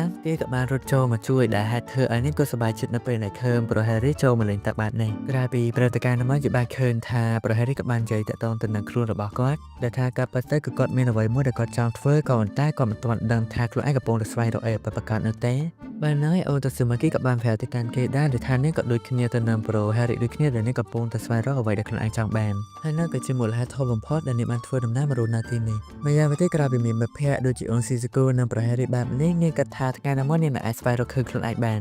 បែបហ្នឹងហើយទើបប្រូហេរីបានប្រាប់ទៅកាន់អូនទៅស៊ឺម៉ាគីបើទោះបីជាពេលបច្ចុប្បន្នពួកយើងមិនទាន់អាចរកឃើញអ្វីដែលខ្លួនឯងចង់បានក៏ដោយតែក៏សង្ឃឹមថាពួកយើងទាំងពីរនេះអាចធ្វើវាបាននៅពេលឆាប់ៗនេះក៏តែគ្រាន់ថាប្រូហេរីជាមួយអូនស៊ីស៊ូកូក៏ចាំដែរថាគោលបំណងរបស់អូនទៅស៊ឺម៉ាគីគេដែរបែបហ្នឹងហើយទើបអ្នកបានគិតមកផ្លែនបានប្រាប់ទៅកាន់ពួកគេដែលថាការពិតទៅគោលបំណងរបស់នេះគឺចង់ដើរលេងជាមួយពួកគេទាំងពីរអ្នកជារៀងរហូតដែលពេលខ្លះយប់ឡាពួកយើងអាចមកនិយាយគ្នានៅកន្លែងប៉បនេះក៏បានដូចគ្នាបែបហ្នឹងហើយទើបអូនស៊ីស៊ូកូបានសួរទៅកាន់អូនទៅស៊ឺម៉ាគីដែលថាមានកន្លែងគេដេកអត់ចឹងហើយទើបអូនទៅស៊ឺម៉ាគីបានប្រាប់ទៅកាន់ពួកគេដែលថាការពិតទៅយើងដេកជាមួយនឹងគ្នាបានដែលក្រៅពីលើការនិយាយរបស់អូនទៅស៊ឺម៉ាគីបែបនេះក៏រហេរីក៏រៀនឆ្ងល់ដែរព្រោះថាពួកគេទុំតែស្គាល់គ្នានោះទេវាមិនអាចទៅរកឡាយដែលពួកយើងនឹងដេកនៅជាមួយនឹងគ្នាតែបើទោះបីជាណាក៏ដោយយើងបានឃើញថាអូនស៊ីស៊ូកូនិងអូនទៅស៊ឺម៉ាគីបានប្រកាន់ឡាយដោយសារតែពួកគេបានចូលចិត្តការប្រូហេរីបន្ទាប់ពីព្រឹត្តិការណ៍នោះមករហូតដល់ពេលយប់យើងបានឃើញថាប្រូហេរីក៏បានមកដល់កន្លែងប៉មដែលជាផ្ទះរបស់អូនទៅស៊ឺម៉ាគីតែក៏ធ្វើឲ្យគាត់រៀបភ្ញាក់ផ្អើលដែរក្រៅពីឃើញពួកគេស្លៀកពាក់ចម្លែកខ្លាំងមែនទែនជាស្ដែងក្រៅពីចូលមកដល់ខាងក្នុងក៏បានចាប់អារម្មណ៍ឃើញថាផ្ទះរបស់អូនទៅស៊ឺម៉ាគីពិតជារៀបចំបានល្អណាស់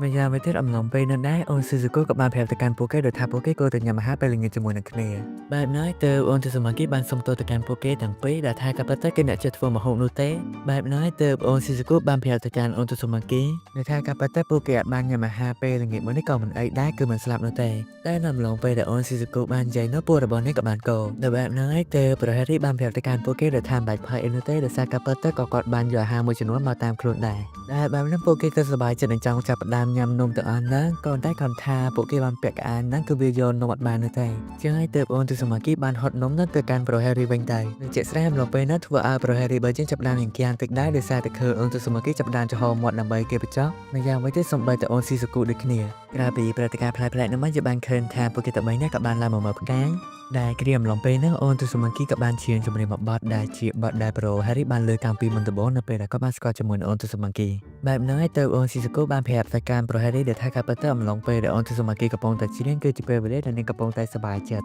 បែបហ្នឹងហើយទៅប្រូហេរីចង់ដឹងទៅលើចំណងជើងបទចម្រៀងនោះដែរតែក៏ធ្វើគាត់រៀងគាំងបន្តិចដែរក្រៅពីអូនទៅស៊ឺម៉ាគីក៏ស្គាល់បទចម្រៀងមួយហ្នឹងដែលថាការពិតទៅគឺនាងមិនសូវជាចេះបទចម្រៀងអីច្រើននោះទេក៏តែសារក្តីស្រឡាញ់ទៅលើការច្រៀងបទមួយដែលអាចនិយាយបានថានេះក៏បាននិពន្ធបទភ្លេងមួយសម្រាប់ខ្លួនឯងបើទោះបីជាអ្នកមានចំណងជើងសម្រាប់វាក៏ដោយម្យ៉ាងវិញទៀតរាល់ពេលដែលអ្នកបានច្រៀងបទទាំងអស់នោះនេះមានអារម្មណ៍ថាអ្នកកំពុងតែស្វែងរកឃើញខ្លួនឯងហើយរឿងរ៉ាវទាំងអស់ហ្នឹងអាចជាក្តីសង្ឃឹមសម្រាប់អ្នកក្នុងការស្វែងរកអីដែលជាគោលបំណងពិតរបស់ខ្លួនឯងហើយបែបហ្នឹងហើយទើបអូនស៊ីស៊ីកូជាមួយប្រហែលបានប្រាប់ទៅកាន់នាងដែលការពិតទៅចង់ឲ្យអូនទៅស៊ឺម៉ាគីច្រៀងបទចម្រៀងមួយដែលនាងបានបង្កើតឡើងណាដាក់វាម្ដងទៅហើយក៏បង្កើតឈ្មោះសម្រាប់វាផងដែរហើយបែបហ្នឹងហើយទើបអូនទៅស៊ឺម៉ាគីចង់ដឹងថាពួកគេទាំងអស់គ្នាចង់ឲ្យអ្នកភូមិឬក៏អ្នកស្រុកនៅក្នុងតំបន់នេះលើបទចម្រៀងរបស់នាងទាំងអស់មែនតែបើទោះបីជាណាក៏ដោយនៅក្នុងថ្ងៃនេះគឺជាពេលវេលាមួយសម្រាប់នាងដែលវាជាពេលវេលាដ៏ល្អមែនទែនហើយដោយសារតែបែបហ្នឹងហើយសូម្បីតែពេលនេះបន្តក៏នាងមិនចង់ចូលដេកដែរហើយបើឡើយទៅអូនស៊ីស៊ូកូបានប្រាប់ទៅកាន់អូនទៅស៊ឺម៉ាគីដែលថាពេលខ្លះទៅអូនទៅស៊ឺម៉ាគីនេះមិនតែដេកមានក្រែនោះទេដេកអង្គុយអីចឹងតែបែបហ្នឹងហើយទើបអូនទៅស៊ឺម៉ាគីបានប្រាប់ទៅកាន់ពួកគេដែលថាក៏ពិតទៅនាងមិនដឹងថាខ្លួនឯងអាចដេកម្ដងទៀតបានអត់ទេ